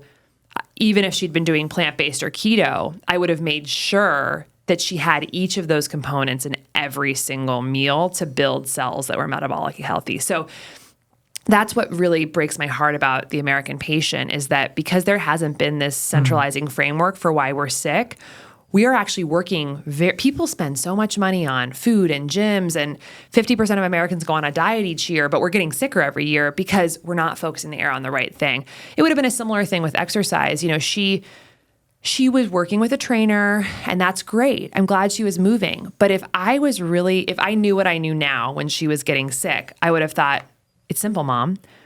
We need you to build more mitochondria to make more cellular energy. We need each mitochondria to be way more active, and we need to get each of your mitochondria making as much energy as possible. So I would have put her on an evidence-based strategy to do each of those things. I would have had her do resistance training with heavy weights 2 to 3 times a week, not just like little weights, because it was the early 2000s and women thought that using heavy weights would get you bulked. No, I would have put her on heavy weights with a trainer who knew how to do that to build more mitochondria. I would have had her do a little bit of sprint training and zone 2 training to recycle old mitochondria and create healthy mitochondria. And then I would have had her walking 10 to 15,000 steps a day to basically churn through more energy and get each of those mitochondria working. But there was no framework. So it's like, I'll work with a trainer and I'll do Nutrisystem, and didn't even know about organic at that time. We didn't even know about the toxins. We would, of course, had her have filtered water and cleaned out the personal care products. But so this is for a patient like that, which I think is so many American patients, it would just be like, stop. I mean, I don't want to just say stop and read my book, but it's like truly like stop and understand where the arrow needs to go, and then shape your choices efficiently towards that problem, and then track your labs and make sure they're working. So how do you define healthy? I mean, you wrote you can and should feel incredible mentally and physically most of the time. Like, is that overpromising or even realistic for most people? I think it's definitely realistic. I think we've normalized what Mark Hyman calls FLC syndrome, which is feel like crap syndrome. And I felt like crap for a lot of my life. I was very sick when I was a surgical resident. I had my own slew of chronic issues, and I grew up not being a very healthy child. I was super overweight. So I know what it feels like to just feel like not feeling great is normal. And then you start to feel great, and you're like, whoa, this is a whole different level. But I think fundamentally it's like, I think it's our birthright to wake up feeling joyful, optimistic, happy, grounded, to feel sharp, and to have an absence of any chronic symptoms, to really sure, of course, we're going to get stub our toe or sprain an ankle or maybe have a headache if we're dehydrated here or there, but we should not have chronic symptoms that are lingering over long periods of time. Yeah. And also just feel a deep sense of purpose and awe for this incredible life. And so I think that's absolutely within the possibility for the vast majority of people. And I only say that because we could get there in a few months if we focus on the right things, which is hard. It's simple, but not easy, as we all know. I know it's really good. I think it's helped contextualize a lot of things for me. I mean, even my personal case, probably about two and a half years. I mean, I've been eating organic food for, 8 years. Yeah. But, and generally getting movement, although periods of time not, but it's just, I was diagnosed with SIBO, and then it's been this chronic kind of belching and getting irritated by FODMAP foods, and doesn't quite go away. But then there's a lot of other factors in your book that I started thinking about. Okay, sleep and chronic stress levels and other things that to just isolate on the nutrition and be that's the only thing that's influencing that. You have that marker down, but it could be these other things that might be playing a role in that holistic picture, which I thought was really good. That's amazing. SIBO's a tough one. Yeah. Yeah. That's what gets people usually into functional medicine, because conventional medicine doesn't have a lot of good approaches for it. So, I mean, obviously to get these tests and protocols that you're talking about that you just mentioned earlier, I mean, you have to work with a doctor for them to be ordered. Is that right? Yes, although with the direct-to-consumer lab testing companies like Function or Levels, they are working with physician networks to help facilitate these orders. So it's you're not having to go into a doctor's office to order them. You're purchasing it and then usually filling out an online health questionnaire that is reviewed by a doctor, which is pretty amazing that now with telemedicine laws, like that's legal and allowed to be done. And so there's a very easy way to get these tests without actually having to go into the doctor's office. Okay. And then obviously we've mentioned functional medicine multiple times. And so functional medicine kind of looks at holistically at the whole body, which is very different than traditional medicine that we were just talking about and the importance of that. And so are there any, obviously you could look for a functional medicine doctor in your own city, but are there any networks or things that you would recommend that are doing this, or like you can feel confidence in like going to this that like, yeah. Yeah, there's some really neat companies cropping up. So, one place you can look is ifm.org, which is the Institute for Functional Medicine.org, and they have a practitioner directory that has practitioners in every state doing functional medicine, many of which take insurance, which is really cool. Digital functional medicine, Parsley Health is a great resource, which is a basically both in-person but also digital clinic to be able to see a functional medicine doctor. And they'll like order labs that you can get done in your own town and then review them with you remotely. Next Health is an amazing organization that's expanding rapidly, but it's you can do virtual care, and they have functional medicine doctors on staff who will order labs for you and then review them with you. Several other, the Whole Foods CEO actually recently started a company called Love Life, which is it's going to be based in LA. I think they're also doing virtual care, but these are starting to emerge. Did Mark Hyman start? That's Function Health. Okay, Function Health, which is not a clinic in the sense that you're not going to be working with a doctor, but when they order that 109 biomarkers, you are given a functional medicine interpretation of your labs, but you're not actually talking to a doctor. And then with Levels, similar, you get labs and there's an interpretation, but not actually working one-on-one with a doctor. So, but you could bring those to a doctor. You absolutely could bring them to a doctor, great. Which is great. So, many different groups cropping up like that, but certainly Parsley, Next Health. If you're really looking to talk with a clinician, those are great options. That's really good. All right, so we'll link some of those. Getting practical in terms of as you're working through this entire process, symptoms.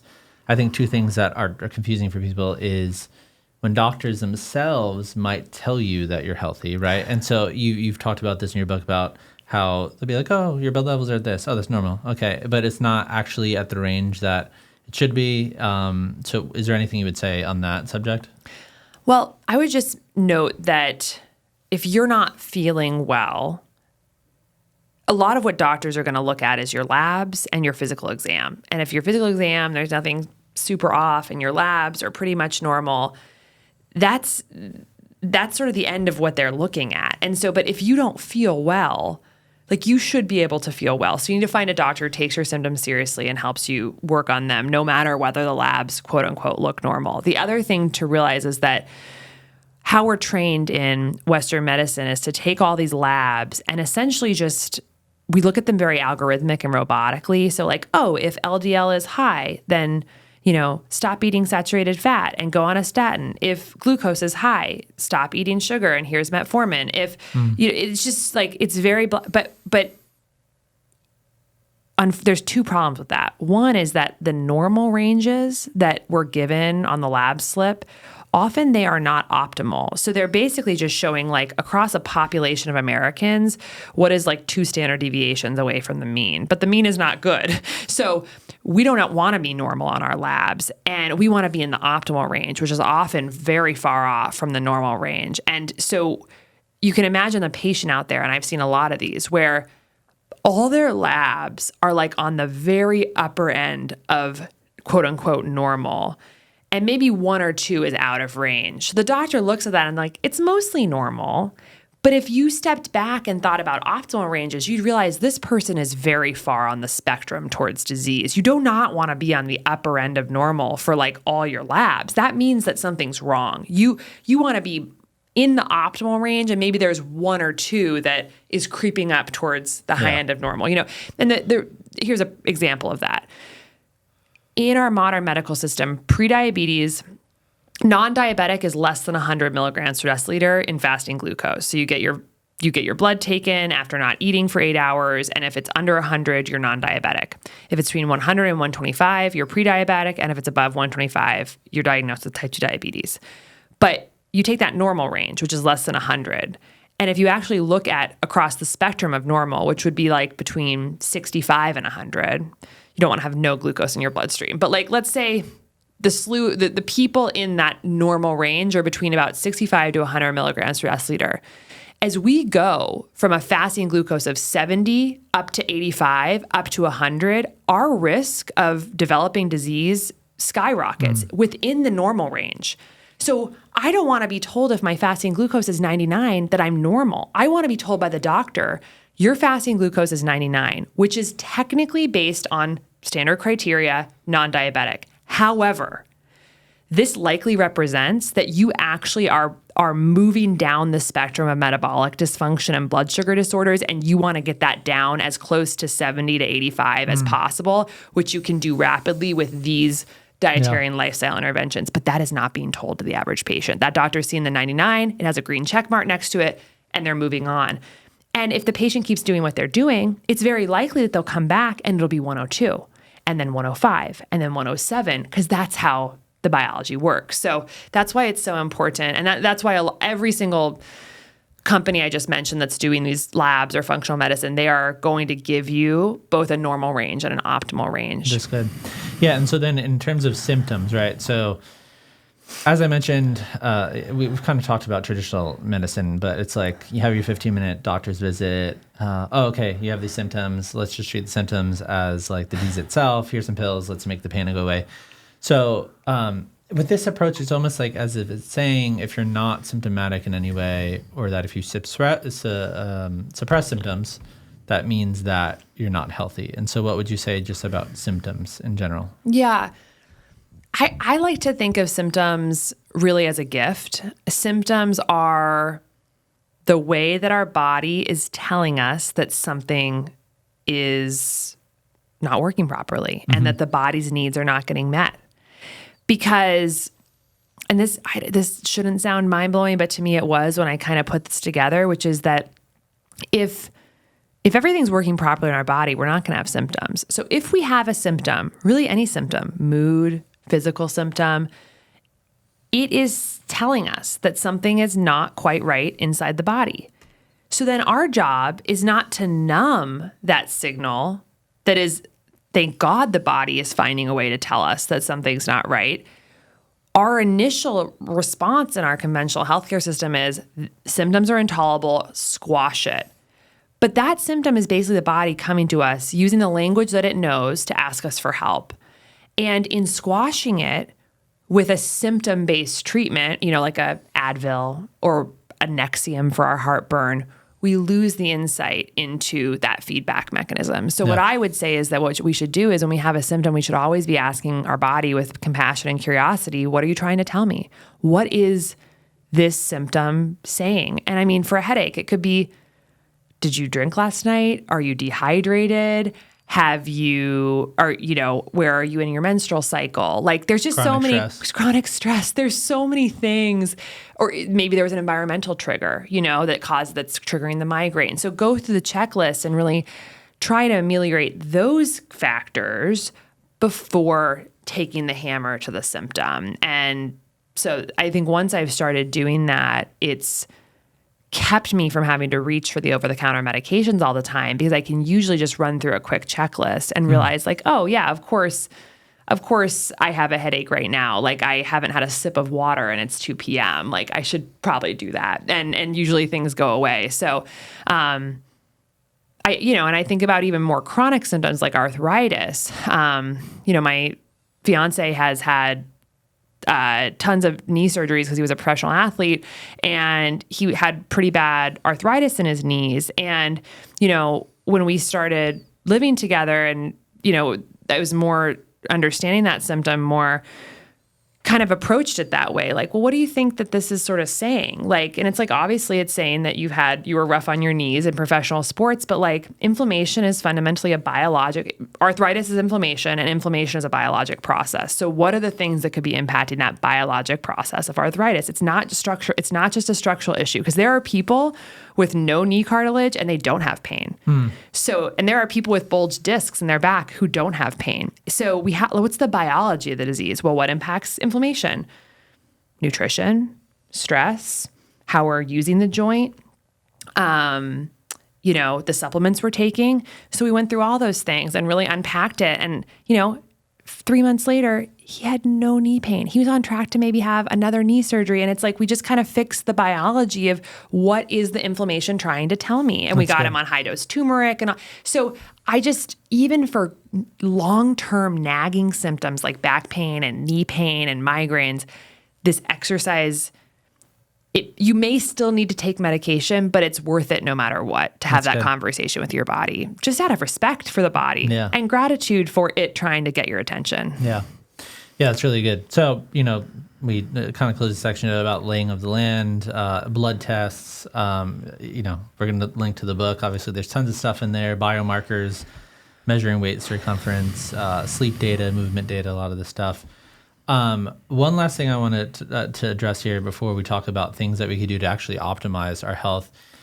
I heard that Andrew Huberman recently did like a full body MRI. Like, what are your thoughts on doing things like that, or like ultrasounds or CAT scans and like these kind of imaging tests that show what's happening in your body on like a one-time basis or something like that?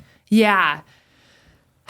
Well, I don't have a statement for across the board because each one's a little bit different. I think that when it comes to this emergence of this direct-to-consumer MRIs like Prenuvo and Ezra, I think it's astounding what their data is showing about how many actionable findings. I believe that for Prenuvo, which does a full-body MRI, 1 in 20 people have a fairly serious finding. And in a world in which young adult cancers are skyrocketing, they're up 79%, there's a case to be made that given the threats we're up against and that these diseases that are cropping up in young people, catching them early might be better. On the flip side, there are incidental findings that are going to pop up on scan. If you do thousands of scans, there's going to be little cysts and things that show up that may have absolutely no biologic significance that are going to lead to interventions like biopsies or anxiety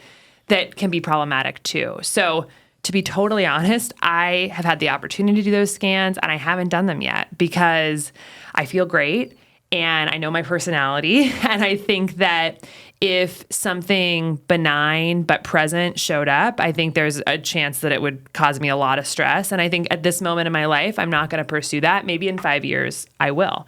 But, it's nuanced. And so they're showing a lot of utility for catching early things, but I think you really need to be the right patient and understand how you're going to react to the information before you do it. So talking to someone about what that information is how you're going to act on it if you find something.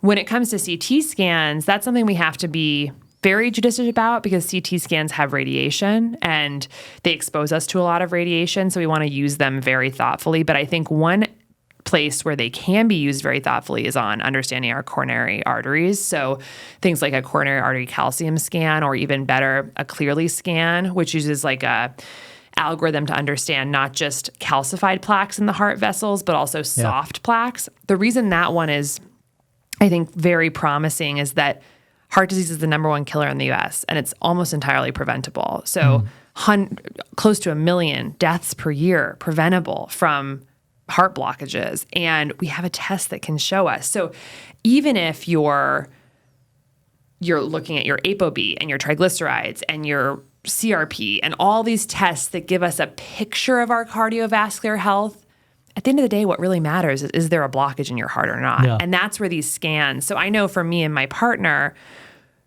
getting scans like this are a really helpful layer on top of the labs because they tell us the end state of what's happening with all these labs. Yeah. Because, 50% of people who have a heart attack have normal LDL cholesterol.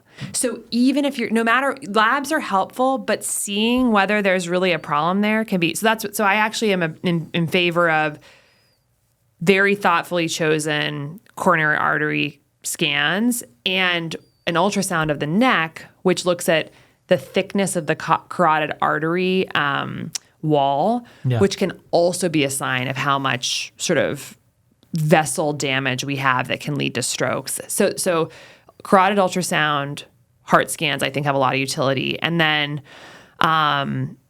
other things like ultrasound to assess fatty liver disease, that one I feel like can have a lot of utility because almost, I think 40% of adults now have fatty liver disease, which is fundamentally a metabolic problem, and most don't know it. And that can go on to lead to liver dysfunction, later stage liver issues. So I would say all in all, like pap smears. Well, that gets into more like cancer screening, which I think that ultimately, like, I think what I'm better to speak to is sort of more of these consumerized tests that are more about like understanding risk of metabolic disease. But I would probably defer to someone who's really focused on cancer to think about things like pap smears and colonoscopies. Okay. So good. So yeah, I was reading the lay of the land. Simultaneously, there were many areas you recommended that we could focus on to like optimize our health. So in the interest of time, I'm just going to focus on some of the big ones. And so, we talked about nutrition. And so obviously in its natural state, like all food is inherently good and it provides nutrients to our bodies and health benefits, all of that stuff. And then, we've discussed, the problem in our food supply being heavily modified and all the things that we need to kind of be aware of. And so where do you think nutrition ranks on the importance of kind of optimizing our metabolic health?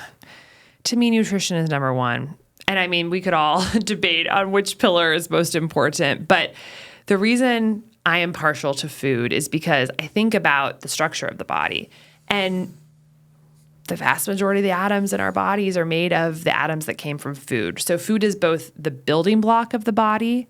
Like I always kind of, it makes my head explode, but like a baby is essentially 3D printed in a woman from food. Like the ink is the food and the baby is 3D. It's crazy. So we got to get it right. It's our structure, but it's not only the bricks that make up our body, it's also the instructions that tell our genes how to use the food. So food is both a genetic regulator, a cell signaling regulator, and the building blocks of the body. And on top of all of that, it's not a one-time thing. Our bodies are changing every single day.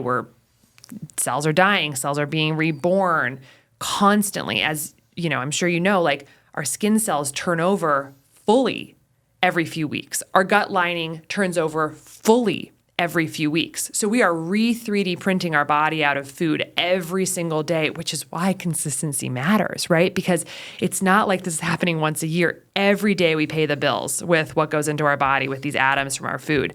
So, and I could actually make this passionate about an argument about sleep and stress management and toxins, all of it. They're all important. But if you don't get food right, it's going to be very hard for anything else to work properly. So for me, the number one thing about food is we got to get rid of the ultra-processed food. Ultra-processed food is a modern industrial invention that is an experiment that has failed. These foods arose out of industrial interests after World War II, and they are destroying our health. We've got to get rid of ultra-processed food. And basically, like you said, all food is inherently good. I agree with that.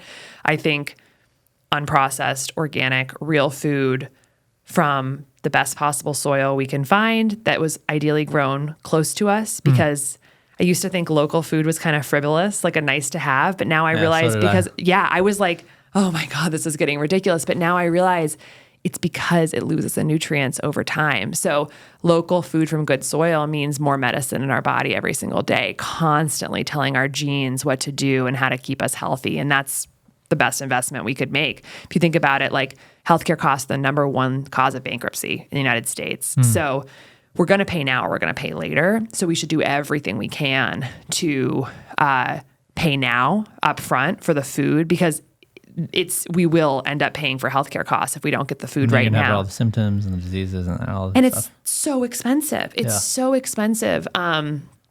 And I mean, it's a strong statement, but I'm like, if you have enough money to have an iPhone, or a computer or something like this, like we should be thinking deeply about whether we have enough time and if we are spending 2 hours a day on social media, we should be thinking about whether we really don't have enough time and money to spend money on organic food and go to a farmer's market. And the reality is the majority of people have a smartphone and the majority of people are spending 2 hours a day scrolling. So we need to find the time because it's so high leverage. Eating real unprocessed food is life-changing. So that's, to me, number one. When it comes to ultra-processed food, what do you think of the phrase, everything in moderation? I am very, very disturbed by the phrase, all good things in moderation, because that's been sort of a American staple phrase for decades. We love saying that whenever we eat something, a treat, all good things in moderation. And now we are so, so, so sick. And so when we think about all the things we're choosing to experience in moderation in our world, it's a little bit of water from a plastic bottle, and it's a little bit of Oreos, and it's a little bit of that lotion that has a bunch of artificial fragrances in it, and a little bit of that deodorant that has aluminum in it, and a little bit of this Advil that I take 2 to 3 times a month, and a little bit of that anti-reflux medication. Oh, and I'm going to have a little bit of watching Netflix. It's too much. We're applying this principle of moderation, but then we're inundating ourselves with so many inputs that are ultimately toxic. So I think we need to realize that moderation of a lot of toxic things is leading to bad outcomes. And it gets back to what we were talking about in the beginning of the episode. We need to respect our bodies. We need to respect our lives. And when we truly fundamentally sit with the miracle of life that we are and go down that more, I think, spiritual journey, you don't want to have a moderate amount of toxins in your body. Like, to me, it's such a priority for me because I'm on that wavelength where my priority is to respect my body so I can really, hopefully reach my highest purpose. And so I don't want Oreos. Like I used to. I was addicted to food for 20 years of my life. But I think we got to get back to the basics so that we don't see a moderate amount of poison as an okay thing. That's really good. I think so we talked about shopping local, shopping organic. We talked a little about what's being done to your food, pesticides, food additives, chemicals. We talked about this with Dr. Lustig. But I think one thing where people get hung up, even me, is kind of like the debate about specific diets. And so what I mean by that is let's just say you have really healthy eating habits. You're buying local, you're buying organic food. Some people swear that being carnivore healed them. And then I literally have a friend where it's carnivore seemed to heal them. Yeah. And then there's other people who are vice versa with being a vegan or something like that. And so is there anything you would add of what is happening there? How could someone not eat meat at all or not eat vegetables at all and their health be optimized in some way? Yeah. Well, I think, I've known people like you from a lot of different dietary camps. I know people who are incredible elite athletes who are carnivores, and I know people who are incredible elite athletes and doctors who are vegan. Yeah. They're both doing fine, genuinely. And both of them can hold up thousands of research papers showing why their belief system is right, which gets at the bigger problem, which is that nutrition and nutrition research has become intentionally confusing and complicated because, similar to the healthcare systems, it gets us all siloed into different camps, which is ultimately profitable and marketable, and it creates business. And what we need to just step back from and realize is that food is nutrients. And you can get the nutrients the body needs from a lot of different dietary philosophies. We need to focus on what's actually going into the body and is it meeting the needs of the body. And I like to say, first of all, we need to educate ourselves on what the body actually needs to function. And some of the components I mentioned earlier, like the omega-3s and antioxidants and things like that, fiber. But then we focus on getting the highest quality real food of whatever category, we'd fall into, whether it's meat or plant-based, and eat that consistently. And then we look at two things. One, how do we feel? If we feel incredible, and joyful and optimistic and energetic and have no chronic symptoms, then there's a good chance that diet is probably working quite well for us. And then you couple that with the data. How are my biomarkers? Are they getting better? Are my triglycerides going down? Is my fasting glucose going down? Is my CRP going down? Is my HDL going up? Is my ApoB looking good? You look at the labs. And if you're feeling incredible and all your biomarkers are moving in an optimal range, then we can safely say this diet is meeting the needs of my body and I'm doing well. And I think genuinely, like, there are very insulin sensitive people who are carnivore and vegan. And I think the commonalities in some ways are just as big as the differences. The people doing well on those diets are eating unprocessed, clean, real food and being thoughtful about what they're putting in their mouths. And the body's also incredible because it actually has a lot of redundant biologic pathways where you can get to the same outcome with very different inputs, which makes sense because how do the Inuits in Alaska and people who live on the Serengeti in Africa, totally different environments with different food sources, how do they both end up doing well? And the body has an incredible capability of using different inputs and creating what it actually needs. So an example of this is like, we need omega-3 fats in our cell membranes. All of our cells are covered by a layer of fatty acids, and we need an appropriate amount of specific types of fats, like omega-3 fats, like EPA and DHA. But some people eat a diet that has almost no EPA and DHA, these omega-3 fats, because they're not eating any animal products that have those things. What they might have is higher level omega-3, like upstream omega-3s like alpha-linoleic acid, which comes from plant foods. And the body has the capability of converting alpha-linoleic acid to EPA and DHA. So even if you're not eating any of that food, like the fish, the fatty fish and game meats that have EPA and DHA, you could be eating a lot of chia seeds and flax seeds and walnuts and hemp seeds and convert it. So that's could be two populations, two different types of people getting to the same outcome that the body needs, which is EPA and DHA. But what's interesting to remember and why people slam the vegan diet is that it can be inefficient to convert ALA to EPA and DHA. So they think, well, why don't you just eat fish? Why try and convert all of this? Well, look at the biochemistry. It takes several enzymes to convert plant-based omega-3s to EPA and DHA.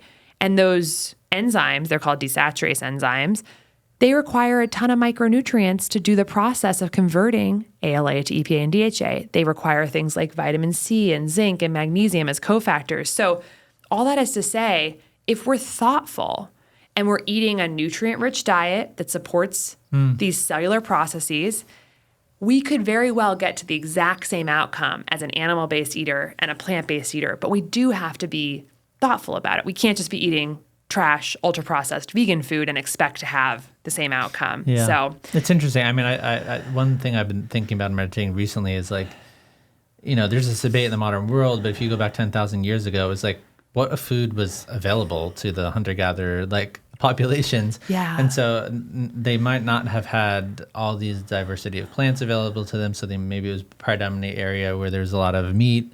Hunting, maybe in another area of the world, there was more of crops and more things that were like available to them. And so, I don't know, it's an interesting conversation. But something that's adjacent to nutrition, fasting. And so, are you familiar with Walter Longo's work? Yeah, Okay. fasting mimicking diet. Yeah, and so I have been like wanting to ask about this.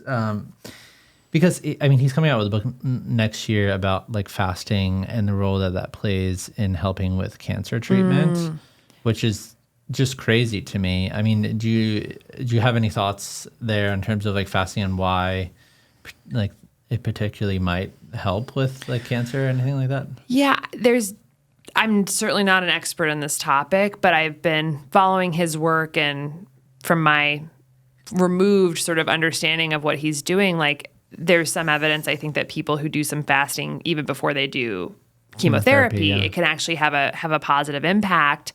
And in addition, there are people who are doing long water fasts to basically reduce the burden of their disease, especially for non-solid tumors, and kind of setting themselves up to do better with treatment. So it's so exciting that this stuff is happening. this work is being done, because cancer is obviously a devastating illness. And when you think about fasting, calorie restriction and giving the cells a break initiates a lot of biologic pathways that we're not going to be able to activate if we're constantly feeding the body. Exactly. Or even just like eating healthy food all the time. When we remove an energetic potential energy from the body has to activate all sorts of cellular and genetic pathways to utilize the energy that it has on hand that's stored in the body in our sort of like bank accounts of fat and glycogen to create energy in a different way. And I think that the core thought is that activating some of those pathways can be very healing for the body for a number of ways. One, it can help actually improve metabolic health because you are kind of clearing out a lot of these toxic fats that have built up inside our cells, and just kind of clean up basically, because you're literally having to use your own energetic resources because you're not getting it from food.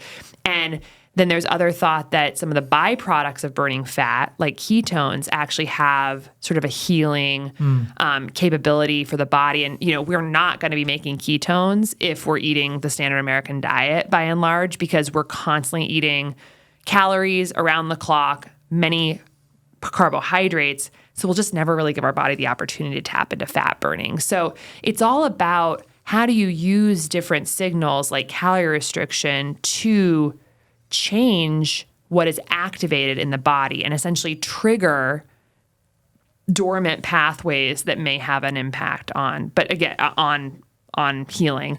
Again, not my area of expertise, but I think what it speaks to is using these different levers of like food and absence of food and different types of exercise.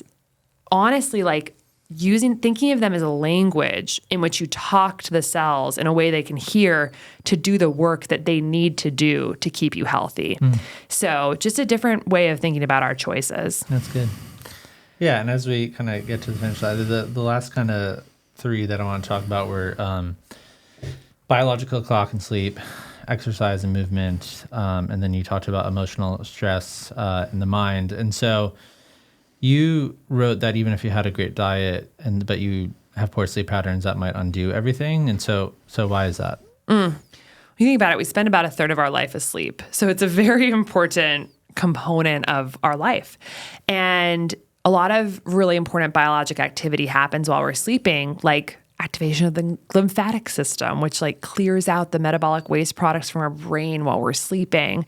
And also the timing of our bedtime and wake time impacts the circadian biology of our body. And so helps set up the body to know when it's supposed to be doing different activities, essentially put it on a schedule to make sure that the right metabolic pathways are happening during the day and the right metabolic pathways are happening during the night. And if we're kind of erratic with our sleep or going to bed at all sorts of different times, we just throw the body into kind of mass confusion. Then a third piece is that a lot of hormones that are involved in metabolic health, like growth hormone and insulin, like growth factor, and cortisol are secreted or modulated at nighttime. And so if we're skimping on sleep or we're erratic on sleep, we're actually changing hormone expression. That has a key impact on our metabolism. So sleep is critical. And what I didn't understand until I really went down the rabbit hole of metabolic health, that it's not just quantity of sleep that matters for our overall health, especially our metabolic health. It's actually quantity of sleep, it's quality of sleep, and it's also consistency of sleep. So consistency of sleep is like how regular our bedtimes and wake times are. And if any one of those pieces is not optimal, it's going to take a hit on our metabolic health independently. So for quantity, the research suggests that 7 to 8 hours of quality sleep seems to be the sweet spot for metabolic health, where less than that, our risk goes up, and actually more than about 9 hours, our risk of metabolic issues goes up. So too little or too much is problematic. When it comes to quality, this is about making sure it's uninterrupted. We're not being awoken by light in the room or noises or other things like that. So really trying to make sure we're getting deep sleep and REM sleep and adequate architecture of our sleep. And part of that gets to getting a really dialed in sleep environment where it's truly dark, truly quiet, cool, good temperature. We're not going to be disturbed. We feel safe, and going to bed early at night, because that's going to bed, soon after dark. So more like the 8, 9, 10, we're going to actually likely get more deep sleep earlier in the night. So we actually can maximize what happens during our sleep if we move it up. And then as for consistency, this is about bedtimes and wake times. And there's a fascinating concept called social jet lag, which is basically, it's a marker of how erratic your bedtimes and wake times are. So it looks at during essentially work days or like school days, non-leisure days of the week, when you're going to bed and waking up compared to weekends or leisure days. And you look at the midpoint of the sleep. So if I went to bed at 12 a.m. and got up at 8, the midpoint is 4. And if I slept from 10 to 6, the midpoint would be 2 a.m.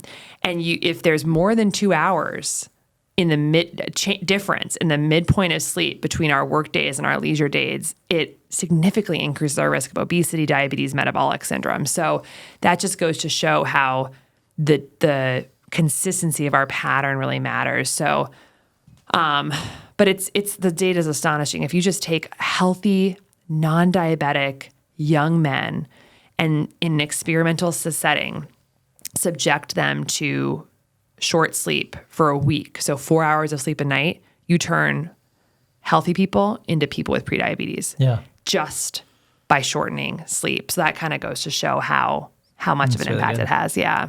And what would you say about exercise, sedentary lifestyle? Wow. I mean, I think highest level, we are not moving remotely enough in our modern society. The average American's getting like 3,500 to 4,000 steps per day, which is like 2 miles of walking. You look at some hunter-gatherer populations that are still living today, and they're getting over 20,000 steps a day. And it's not the steps that matter, but it's a proxy metric for how much we're moving these incredible bodies that are meant to move. And movement and muscle contraction is a signal to our cells to be metabolically healthy. It activates pathways that churn through glucose and help us recycle mitochondria, and we need to be moving. Like a body sitting has totally different biology than a body that's moving. And somehow we've bought into this idea that if we just sit all day but then exercise, that's good enough, even if we get our 10,000 steps in like a short hour window. But we actually need to really reframe that, because we need the body to be moving a little bit throughout the entire day to get our optimal biology. So what I really recommend to people is really be first principles about exercise and movement. We need to, like I talked about with my mom, we need to be making more mitochondria, making each mitochondria we have as healthy as possible, recycling old mitochondria to new mitochondria, and then having each mitochondria process as much energy as possible. And with movement and exercise, we can do all three of those things. And it probably will include some combination of resistance training to print more mitochondria, interval training, like sprinting, high intensity training, and a little bit of like low grade endurance activity, like swimming or biking or hiking uphill, to really recycle those mitochondria and have that mitochondrial biogenesis and mitophagy, and then walking a little bit all throughout the day. So just getting up and moving around every half hour to move through the glucose and keep the glucose channels at the membrane. So that type of package, of course, if we're doing all those things, we're going to feel amazing. And the reason gets down to biology. It means that we're truly optimizing that core metabolic biology. And then the last one, emotional health, mind-body connection. I think some people might be confused why emotional health or stress or whatever could influence metabolic dysfunction and even chronic disease. And so is there anything you would say about that? Yeah, I think when we think about at the level of the cell, I'm always thinking about the level of the cell. And if the cell is living in a body that's having stressful thoughts or doesn't feel safe, that cell is living in a body that has biology like hormones and neurotransmitters being, released that are saying there's essentially lack of safety in that body. And if that's the case over long periods of time, then that cell is getting inundated with chemical biological signals that there's a threat, that something's wrong. And that is going to change the activity of that cell, no matter where it is in the body, because what the cell is going to do is respond to that sense of stress and fear and alarm and activate pathways of defense and alarm and promote chronic inflammation. And actually, the mitochondria, which makes our energy, it is exquisitely sensitive to fear and stress and loneliness and these sort of these psychological factors, because the mitochondria not only makes energy in the body, but it also directs energy in the cells. So if it thinks there's a problem, it will be directing energy towards defense rather than thriving and healing. So part of, I think, what a key point of what we have to do as humans in our quest for optimal health is to create a sense of safety in the body through our thoughts and through different mind-body tactics that can meaningfully change the hormonal and biochemical milieu in our body to one of threat, fear, alarm, to one of safety and peace and calm. When we do that, we allow ourselves to put resources towards the things we care about, which is feeling good, thriving, and repair.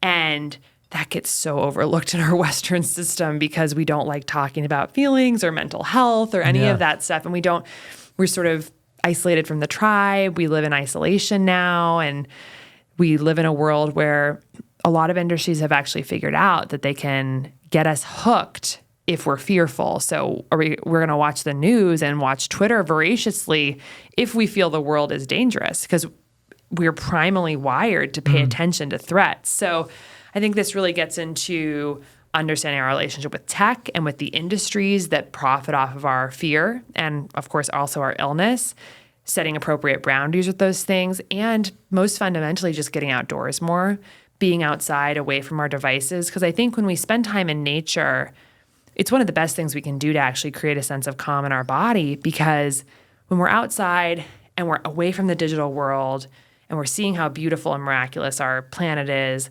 and we realize that, like, oh, there's birds and trees and flowers and clouds and everything is so much bigger than my little life of stress, it really short circuits those patterns that a lot of us are on. So that would be my biggest recommendation to anyone, is just to, like, find ways to process the deeper seated fears that control many of us, the childhood wounds, go to therapy, really, really try and unpack those deep grips on our psyche. And then on a more day-to-day basis, create really good boundaries with the things in our life that are driving our fear, like technology and the media that we're consuming. And really get your toolbox of mind-body practices very strong: meditation, breath work, walking, whatever it is that works for you, writing, journaling, spending time with close friends and loved ones, because it has a deeply meaningful impact on our risk for chronic disease, as well as, of course, how we feel during this precious time that we're on this planet. So that's so good. Yeah. So those four things, in your book, you talked about some other ones: getting sunlight early and limiting light exposure late at night, when we eat, and feeding windows, and then protecting against exposure to environmental toxins. So I'm going to link that in the book. But this was just incredible. I mean, I feel like we covered so much ground. I think honestly, when you reflect back on all of these things, a lot of them don't make big pharma or big food like any money, in the sense of,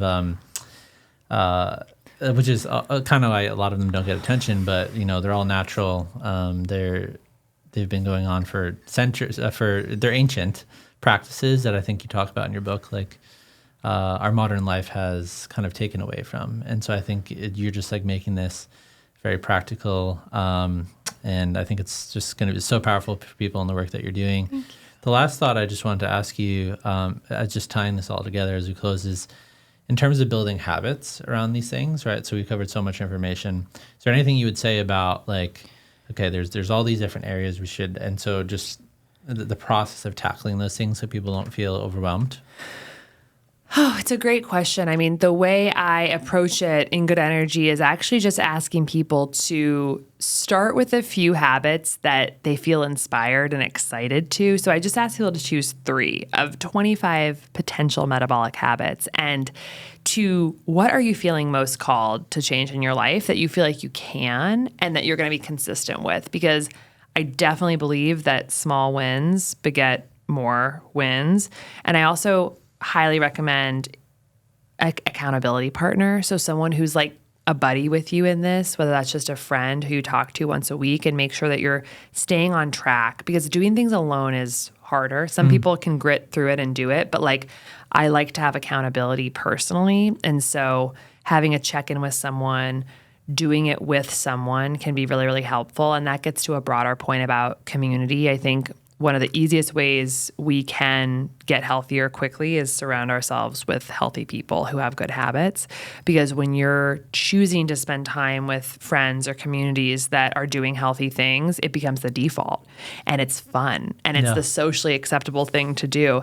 I would say over the course of my life, my community has very much moved towards people who are prioritizing this. And that means that some of your friends might change, And I think that ultimately it just makes it so much easier if every event that you do with people and dinner that you have and meeting is surrounding around health, then it becomes actually harder to not be healthy. So I would say start with things that feel inspiring to you. Small wins beget more wins. Have accountability, and really seek out people who are healthier than you, and surround yourself with them and learn and stay motivated. Yeah.